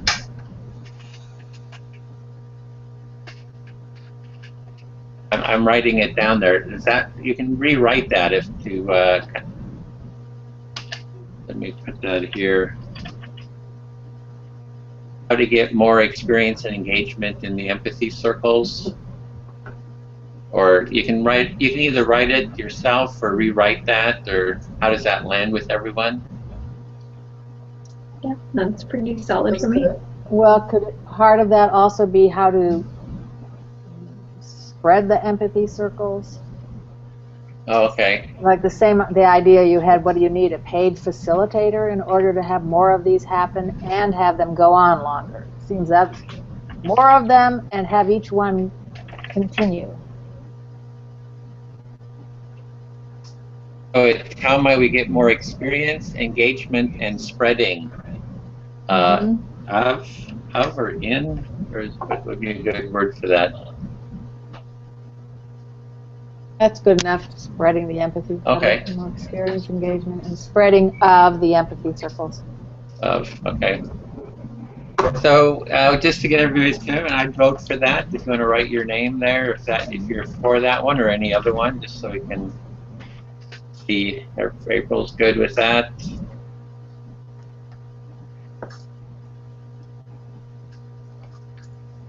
Yeah, it looks like everybody's on board. Andrea, does that work for you? Okay, great. So with the design process, the way it works is we've empathized with each other and we're honing in on a problem area that we want to work on. And we find the problem area, which is this problem of experience, engagement, spreading of the empathy circles. And the problem is translated into what they call a how might we statement. So if we go to we almost created that here already. We go to the next step, which is step 5, page 13. And it's translating the problem into a how might we, because by adding it into a how might we gives like a sense of direction and kind of that we can take it to. So we can pretty much just say how might we get more experience, engagement, and spreading of the empathy circles as a design challenge. So how does that work? That for me, does that work for? Or if you have a different twist on it, that would be good. We can hear that too.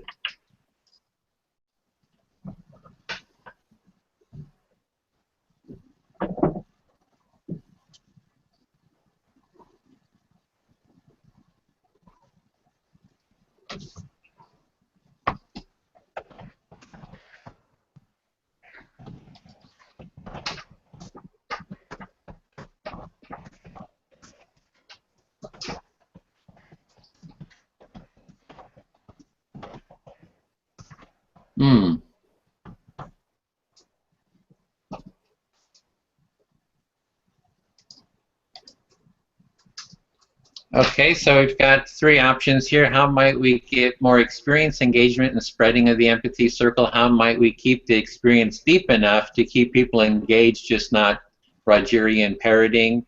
How might we have experience meet needs for fun, adventure, and play while fostering connection? So we need to, do you see a merging of any of these? Like how can we kind of get these more together? If we added like enjoyable engagement, more deep experience, enjoyable engagement, and spreading of the empathy circles, is that? Yeah, that's pretty solid. Okay, so what we can do is there more, if more of a merging, or we can vote on which one we want to work with?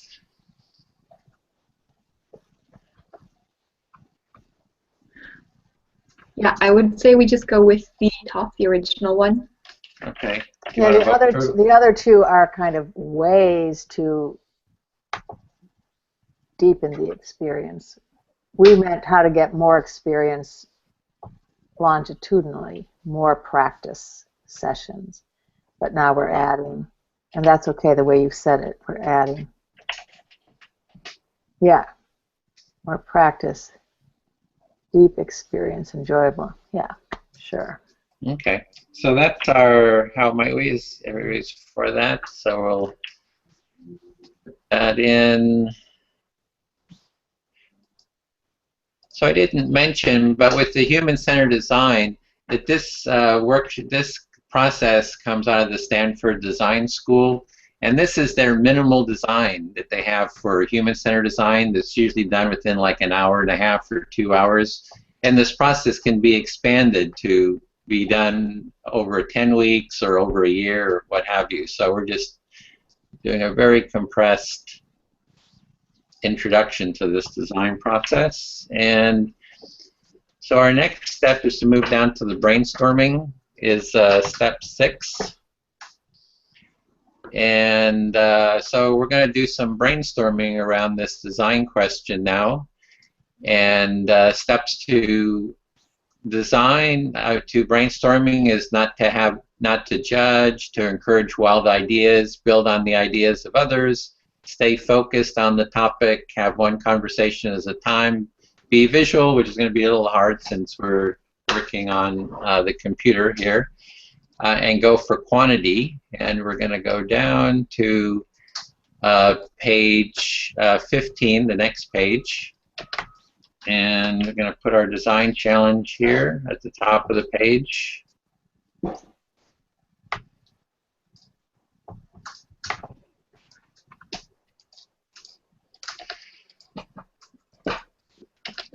So what we want to do is, if you have a piece of paper, you can take a piece of paper at home and divide it into maybe 6 sections, like so. And we're going to take 10 minutes to brainstorm. We'll have 5 minutes. You can write any ideas that you have about our design challenge, to address our design challenge of how might we get more practice, deep experience, enjoyable engagement, and the spreading of empathy circles. And then we want to transfer those to the Google Doc. and then we're going to go through and share those, and then we're going to build on those. So take 5 minutes to just write down as many ideas as you can.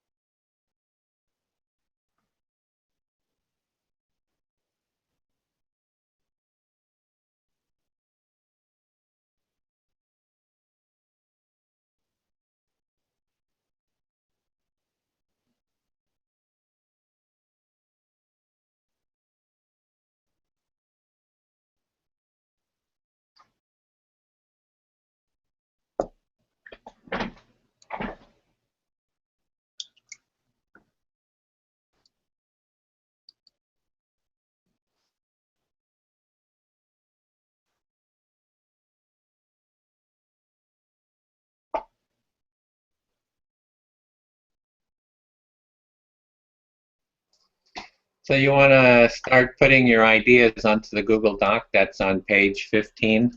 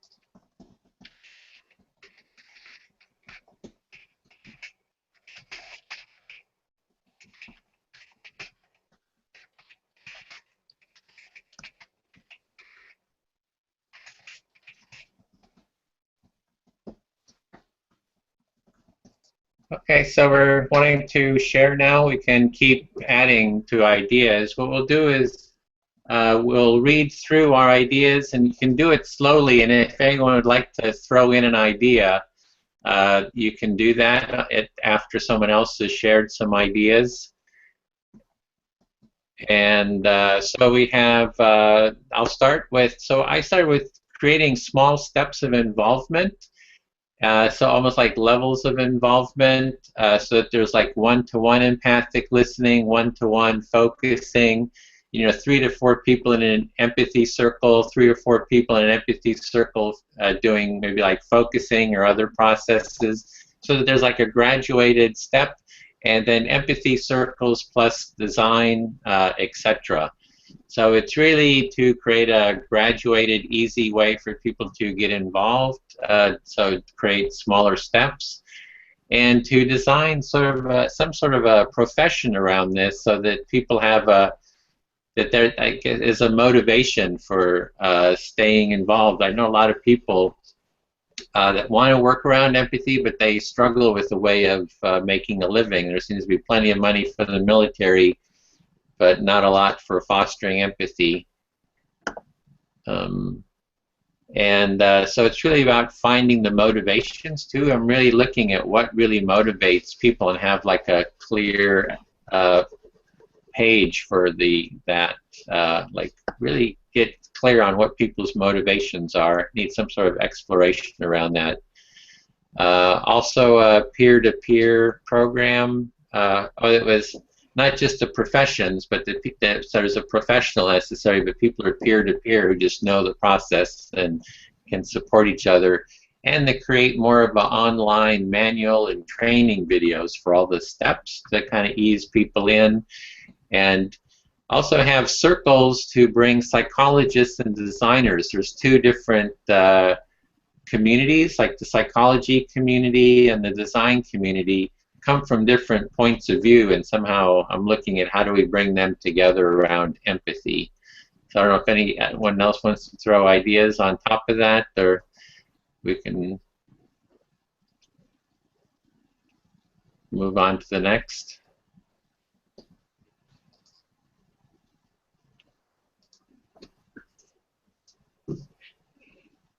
Well, Kathy? I will say that in the listening, focusing community that I've been part of all these years, there is an online changes group, for instance. A lot of people are doing online courses in listening and focusing internationally, where they do something like Hangouts, although I think Hangouts is a little better than traditionally people do these phone teleconference classes. I think Hangouts is a really great thing, because you can see people's faces so nicely, and it switches to who's speaking automatically. That's amazing. So that really exists within the listening focusing world. I've also done a changes group through emails, so people could do their own focusing turn and trust that someone in the group over some time zone and some cyberspace would at some point give them a listening reflection, and it worked really well. People got just as connected and bonded through cyberspace as they do in face-to-face meetings, so that's also possible. Some of this overlaps with what I said, but well, the idea that you'd have these paid facilitators, I'll just say my experience with the listening focusing world is people go through a training and then they want to become like psychotherapists and charge people $60 to $100 an hour to guide them through the focusing process. That is what I have seen. That's what attracts people to pay money for a training. So, but the training that was available in the focusing world, including this Ann Weiser Cornell's training, was quite expensive. So maybe if you have an inexpensive kind of a training that allows people to get, you know, if someone getting paid $30 an hour, that's a lot of money. You want people who get trained who don't expect to make more than $30 an hour, which is twice as much as they can make, 3 times as much as they can make at McDonald's. You have to avoid this getting into this professionalization where people all of a sudden think they're going to make $60 an hour, because it's easier to do that one-on-one than running groups. Am I clear here? Does this make sense? Yeah, it's like avoid the professionalization, because people kind of just do it for the money, kind of. Yeah, well, what happened in the Focusing Institute is all of a sudden there was this big certification program. It took you 2 years to get certified. It cost you thousands of dollars. You paid dues to be certified, which is like $300 a year, and then you really thought you could turn around and charge people $60 an hour. Well, you could, but that's not what we want. If you're going to spread listening circles widely, it's got to be this other model. Mm-hmm. Okay. We want to read through yours now? Well, so there was that one. That's pretty much the same thing. Don't let it get professionalized, but I didn't use those words. And then I said, invite people to continue the empathy circles, like the one that we had, where we felt so connected, in future Hangouts. I really like that model. With a facilitator who might want to be one of these paid people. Adding people until a group meets a size of 6 to 10 or maybe 15, because everybody doesn't show up. 15 is usually a good size, but so that any of us that wanted to continue could just join one of these ongoing groups, and then you'd have to have these paid facilitators, though. And when the group is larger than the 4 of us, then this is how it's been done. You can meet through Hangout, do a check-in, everybody having 3 to 5 minutes to say what's going on in their life, and then you can go out of the main group and break into pairs or triads, which you could, I guess, do in a different Hangout room. I don't know. I'm not so expert at that. But have people break out and do their longer turns in pair. Then you can have 15 or 20 people or 15 people in the group, and then come back together at a certain time, all in the same Hangout for closure, checking in, just people saying what happened in their turns. So I would say future design workshops for only those who are interested. It's a different, we liked the connection of the empathy circle. So I just say future design workshops only for those interested. And then I said you can incorporate simple focusing training into the listening training, and that my manual for starting listening focusing communities does that, and that people do not have to go off and take a separate 10-week focusing class. Because if they do, they often get siphoned off into this, all of a sudden they just want to do focusing alone. So I'd be careful about that. You can just tell people to close their eyes and pay attention inside. It's not that difficult. So, again, it got professionalized. Now you had to go pay a bunch of money to someone to teach you how to do focusing, as if it were some huge mystery.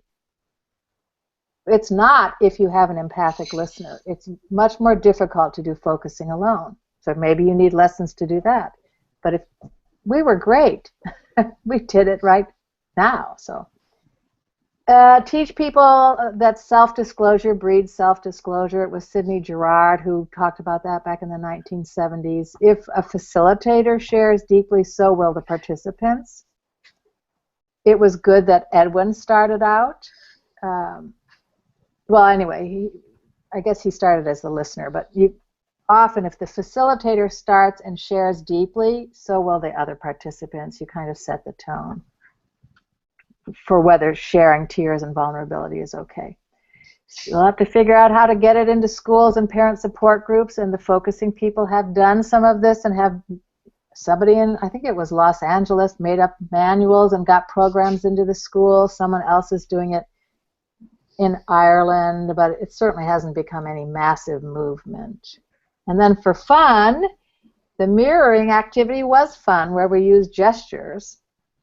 So maybe incorporating different modalities in little pieces, like making gestures or art or music, or representing your feeling through a gesture like we did, or making skits. That could maybe lighten it up and make it more fun. That is me. And the only addition I have to that just came up is there's something about the underlying philosophy of empathy. I don't know if that's the right word for it, but it's like a clarity around what it is that we're doing around empathy, I feel is needed, and almost like a philosophical movement, like empathy is so important, this is why it's important, and really clear explanation of that. And so there's something around that that's needed, because within the focusing world, for example, I don't see that part about the empathy. It's slipped away. So you're very right. You want to really call it empathy training. Yeah. If it gets to be focusing training, then people go off and do it by themselves. Yeah. Okay, that was the only thought. So April? Okay, so the parts that I added were just like 1 to 2 formal practice sessions that lead to more informal, like, conversational sessions. And those conversations can be like in person, having like connection parties, probably not the best name for them. But introducing the work to existing communities and then allowing them to build on it, just in like whatever way feels most natural to them. More focus on what works versus what doesn't work. Once the practice is understood, I don't know how beneficial it would be to just like continue with the design. Branding would probably be really helpful to just expand the message out further. So something that's like fun, engaging, something that's a little bit sexier, but sexy not in like a sleazy way, just sexy as in like fun and interesting. Like marketing too, as well as getting, in terms of getting the message out there further, like benefit-driven marketing.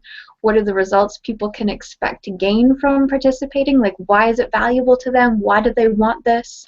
And then if design continues in the circles, how to maintain the connection after the actual empathy circle closes. So like, how do you maintain a level of connection during the actual design? I'm just thinking how fun this design process is, because April's contributions are very different from what I would think about. And so it makes a much fuller whole. And as I look at Andrea's also, hers are really different too. Okay. You want to go, Andrea? Yeah, so I think along the same lines as April's Facebook page. So we live in a virtual world, and if you want to make something viral, we have to go virtual. So Facebook page, active blog site, so that if anyone searches empathy, your website comes up. And obviously the design of the website, making it compelling. Why, coming up with like a mantra, like, how like Nike came up with "Just Do It," something like along those lines that's catchy. Yeah, branding.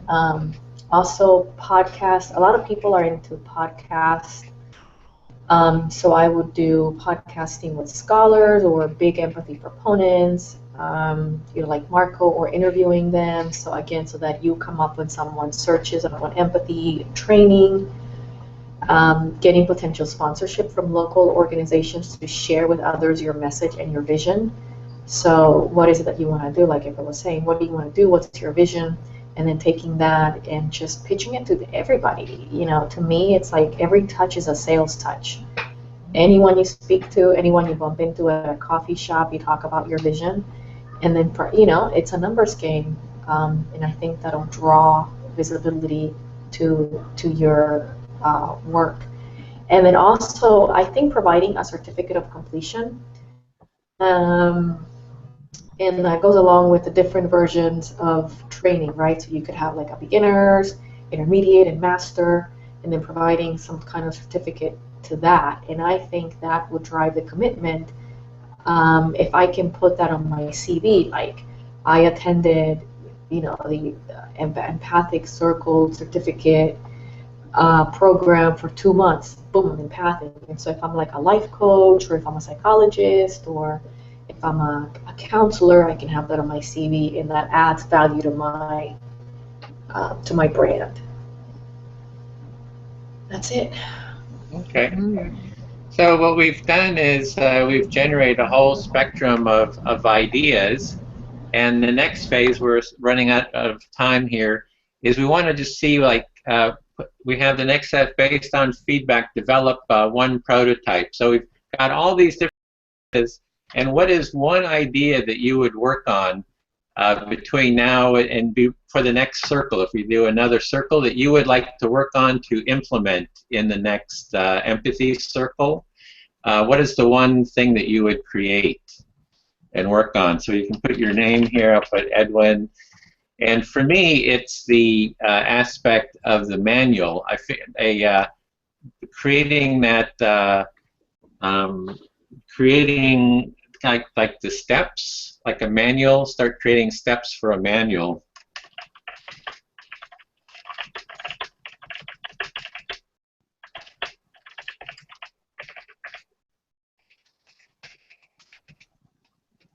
So just imagine if you were creating something to work on for the next empathy circle that would be included into the empathy circle.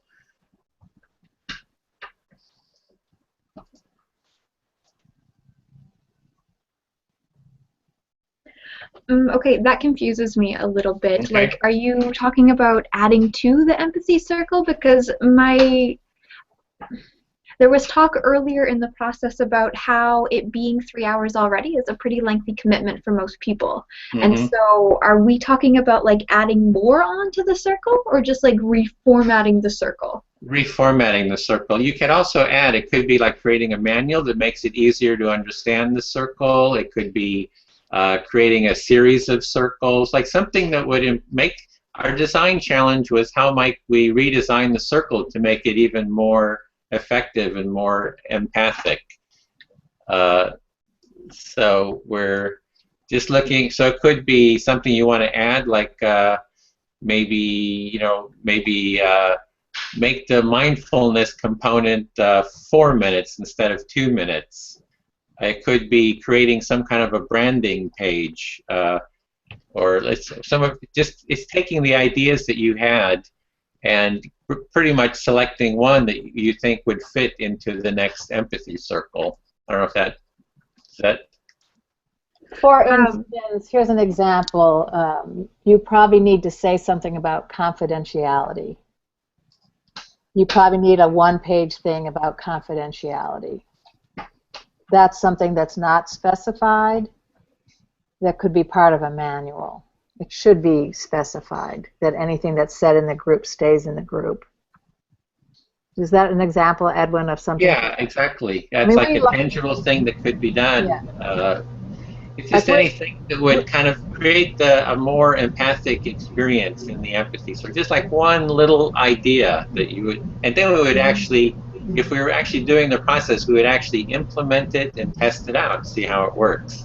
But I'm agreeing with, I think it's April, that we really liked it the way it was. Okay. It was simple, and we got so close in a very short amount of time that we wanted to do it again.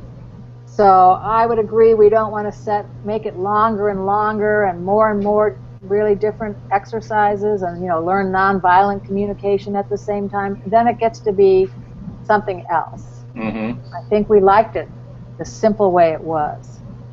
So it might be something along the lines of how do we schedule the next appointment? Something like some idea for how to, okay, this was really good. We had an empathy circle and it was really a nice experience. How do we make the transition to scheduling another one together, or a regular meeting, or just something that would add to the experience.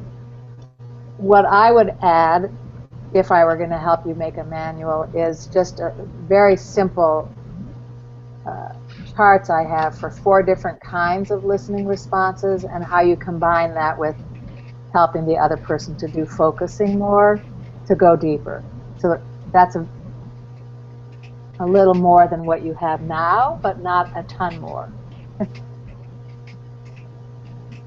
Okay, so I wrote down, so your idea is you can share with me your chart, this simple chart that explains listening process, the 4 kinds of listening responses, so people could go deeper, and I can put that on a link or put that on the web page or introduce that, and that would create more ease for people. And I'm seeing a manual, creating a little bit of a better manual the next time.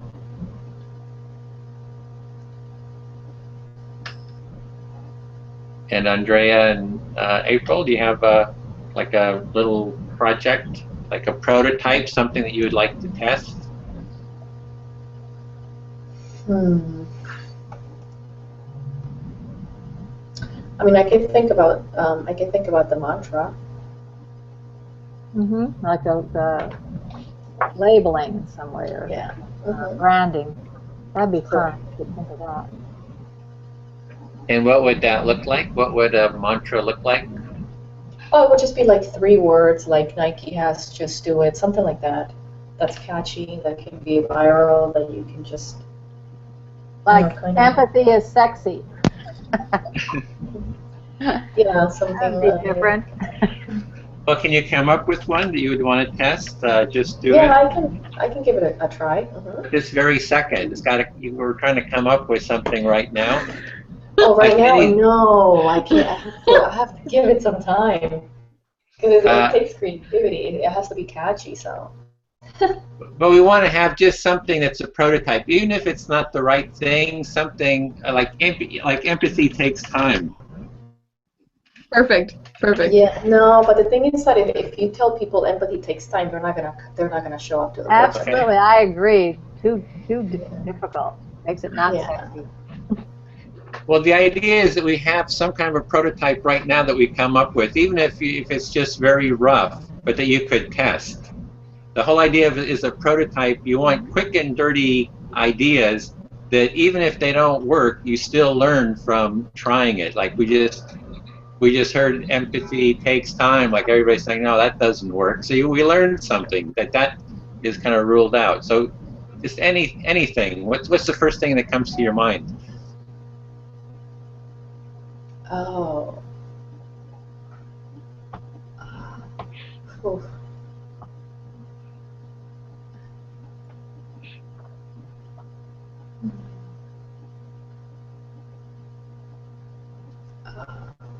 I think maybe like empathy being with others, empathy dash learning how to be with others.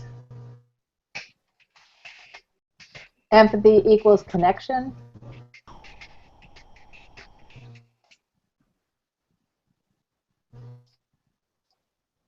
Okay, well, we got it. So you've got something. It's just a prototype. It doesn't have to be perfect. The idea is it gives you a jumping off place. So you can like take that, say to your friends, empathy, learning to be with others, and just see how that lands. Because the idea with the prototypes, we don't need the perfect solution. We just need, And April, did you have something? No. No? Okay. Nope. Nothing's coming up. Something around fun, a fun thing. No, my mind is blank. Okay, mine is blank. So that is the design process. But I'm going to say one more thing. Okay, sure. The one I have up here is really a connection to yours. If I were to work on something, it would be in the area of marketing, and it would be something like getting each person to go and connect with some online community we could segue into. For instance, there are online support groups for something called intuitive eating. Somebody wrote a book. Well, intuitive eating would be greatly aided by focusing, for instance. This is not the best one for empathy, but if each person found some online community they would join and they would talk up empathy, that would be a huge way to get it out into the world. An online community.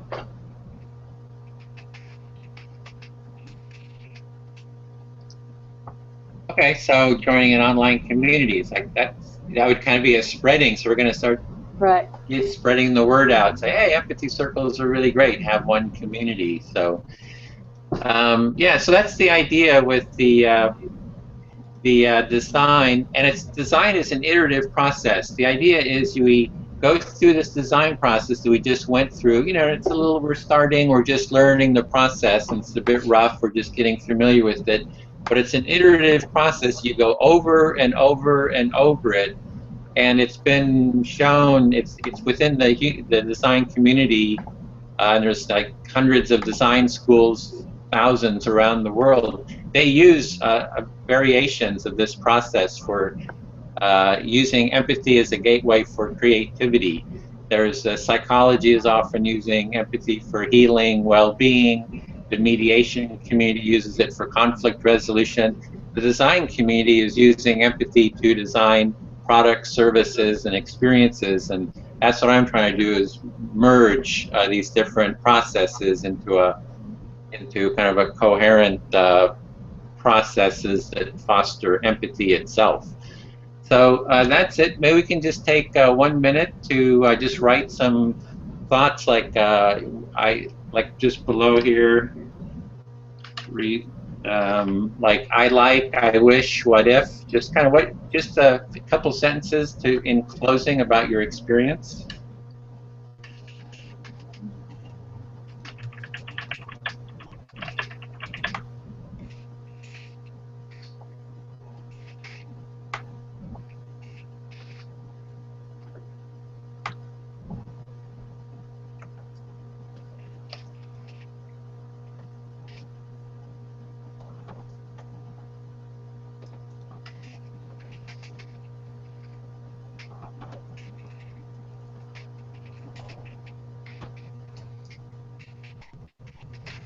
We just take a minute.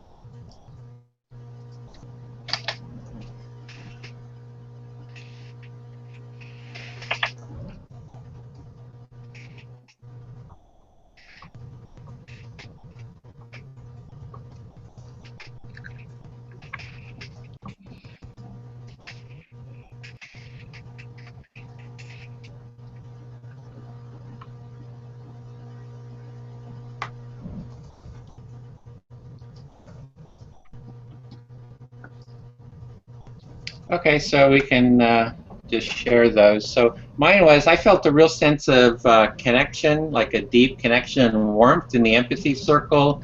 The transition to the design was a little rougher. It felt a little like it maybe shifted the energy somewhat to more of a kind of a work kind of energy. So that's something I noticed, but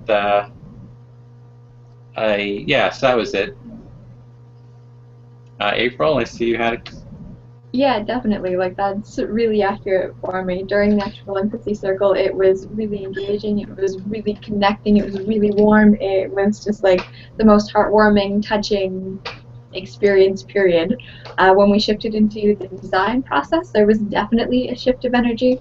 It started to feel kind of like trudging. It was a lot slower. For me, there was definitely less of a connection. Definitely something that I missed. I for sure felt a lack of engagement when we shifted to the design process. Okay. And actually, we stopped looking at each other. We're all looking at this. It's all being put into writing, and we're not really interacting. Certainly. Yeah, totally. Yeah. So, Andrea?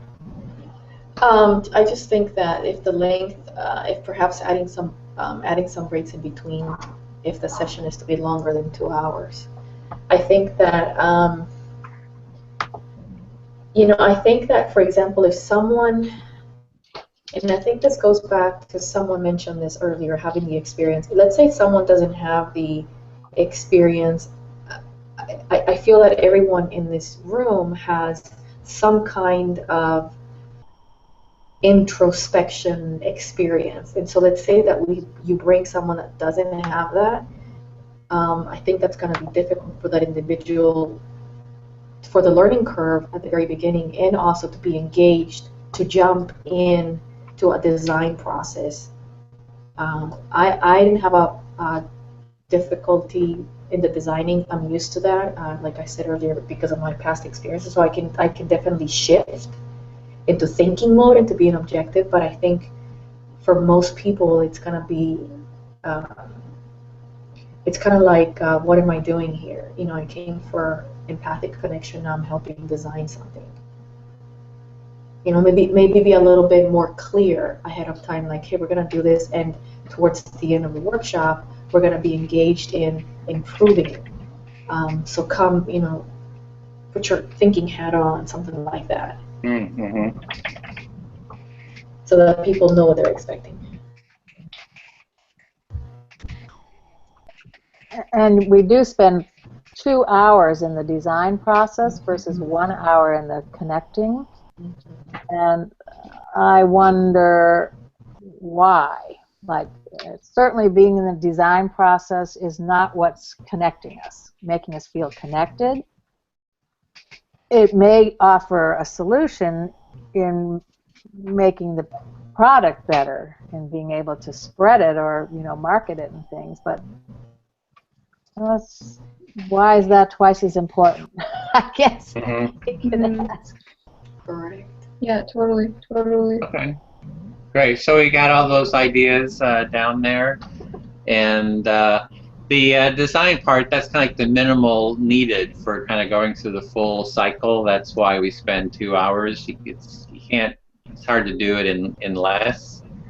And I think that for me, it's like trying to merge, I would say, in terms of the cutting edge of fostering empathy in society, that actually design community is at the cutting edge of that right now. So I'm trying to merge the psychological processes with the design processes. For example, the design community, they have this talk. In 140 cities, they give these morning talks every month, and they just did one on empathy. So in 140 cities around the world, they gave presentations about empathy and design. So I guess that's part of what I'm really looking to do, is kind of merge these different processes. But I do want to make it, very easy and accessible. So it seems like maybe one of the ways to do that is to just start with Empathy Circle itself, and then kind of slowly graduate into design. Even though there's a lot of people that feel, comfortable with design too. So I think the design is really a way to get it into businesses. I mean, I think Andrea would agree. If you engage businesses in thinking this is a method of creativity. Yeah. And it's a big thing now. You've got to be empathic with your consumers. This is a fast-moving world. You've got to be empathic. You've got to be cutting edge by understanding your consumers. So that is a way it can get into business, which is important. But I think you're attracting two different kinds of people here. People who want to be close, and you want to figure out how to spread those circles of closeness, are maybe not the same people who are going to do that designing. That is very true. It's like um, you gotta have, so how do I put this? Let's say you bring an executive from a corporation into a circle like this, right? He would be better at the design than at the empathic, than at the empathy circle. Do you know what I mean? So to Kathy's point, that is very true. So learning who, giving the audience what the audience wants and what they need. What does the audience need? What are their problems? What are we hoping to solve? So if you have an executive, what is his problem? And you cater the program to his needs. And if you have someone that's maybe a psychologist or a scholar, what are his or her problems? And how do we help? Will that person, be able to sit there and have the business acumen to help you design a program? Because to design a program, you have to understand. It has to be, to the general public. You have to have a message. You have to have like the right wording. You have to write. You know what I mean? So, to Kathy's point, I think, yeah, this draws to different kinds of people. Yeah. Sure. Well, the one thing with design, it does seem that it can bring. It's how do we bring those different people together? Because there's people who are specialized in empathy.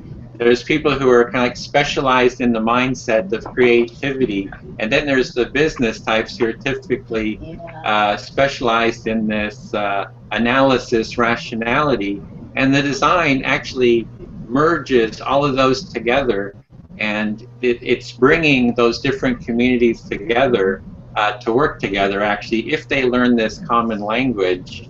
And the design is actually becoming quite big in schools. So there's a whole program. There's at least 6 or 7 schools here in the Bay Area that are using design, or some they're actually, the whole school is designed. So there's from the ground up. It's like students co-design the school together. So this is really getting out into a lot of different communities. So I think you did define this as bringing together experts. So we were brought together because we had some kind of expertise to offer. So it makes sense for us to have the experience and then try to design it. So I think your goal in terms of us was accurate.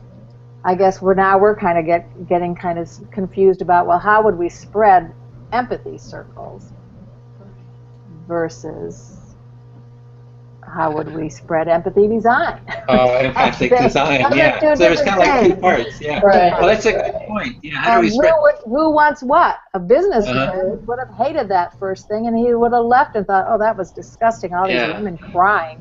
I mean, but he might have been really intrigued by the design possibility, and it leads down the road. So. Yeah, so it's like how to merge those. I see that to have all of those capacities, to be able to be that empathic, that warmth, and that caring, but also to have the capacity to nurture that capacity to be creative, as well as to nurture the capacity for the analysis, and together creates kind of a whole, and we need to integrate all those together is what I'm looking for. Because this way, the empathy. For me, the empathy circle is the gateway into the whole design world as well. It can stand alone, but it can also be a gateway into that creativity, and so that's what I'm kind of looking to develop. So, okay, I don't want to keep everyone over. We got over about 10 minutes. I can stay here and chat longer for talking about next steps. We could. I'm glad to do like an empathy circle together, or I have 2 more of these design groups, for the 2 Saturdays set up. So I'm going to continue designing and redesigning and keep iterating around this. And you're welcome to take part. Or if you have other ideas, I'll follow up, Kathy, with that page that you're talking about. And it's this part here that I'm kind of a little looking to design too. Is like, what do we do now? How do we keep this energy going? That's the other part that I'm kind of looking at. So in terms of commitment, I'll say my gut didn't say, and I just appreciate you so much. You are spending so much time trying to make this happen, and you're so organized about it. So I just we should have a little time to give you feedback that it's just lovely what you're doing, and the energy you're putting into it and into the world is just a wonderful thing. So just want to make sure we say that. So when you said, well, how should we go ahead? I could meet with you in an empathy circle. It was kind of like, oh, no, I'm not going to commit to that. So what I would need to commit to it would be to know it was more of this structure. If you said, okay, I have a trained facilitator who has an empathy circle at this time every week, Yeah. and you are welcome to join that, and it's going to go on forever, then I might do it. But not if like, oh, it's going to be us 4, and if one of us doesn't come, then it's 3, and if 2 of us don't come, then it's 2. And it didn't have enough oomph. But if I knew there was ongoing empathy circles out there with a facilitator, and I could come or not come on a certain week, and it would be at a certain time, I might do that, because it was wonderful being with you guys. Yeah. Ditto. Yeah, Kathy, I'd like to just like reiterate that sentiment. That would be really wonderful. To meet again with just like the 4 of us, as fantastic as that would be, I would be slightly concerned that we would end up pigeonholing one another, that there would be no, like, where would the room for expansion and just like extra connection come from? The idea that you would make an ongoing circle of all the people you're dragging together, like Andrea and April, who have such deep commitments to this work, and that we would be a supportive community with a facilitator and a bigger structure, like all the people from these groups could go there who wanted to.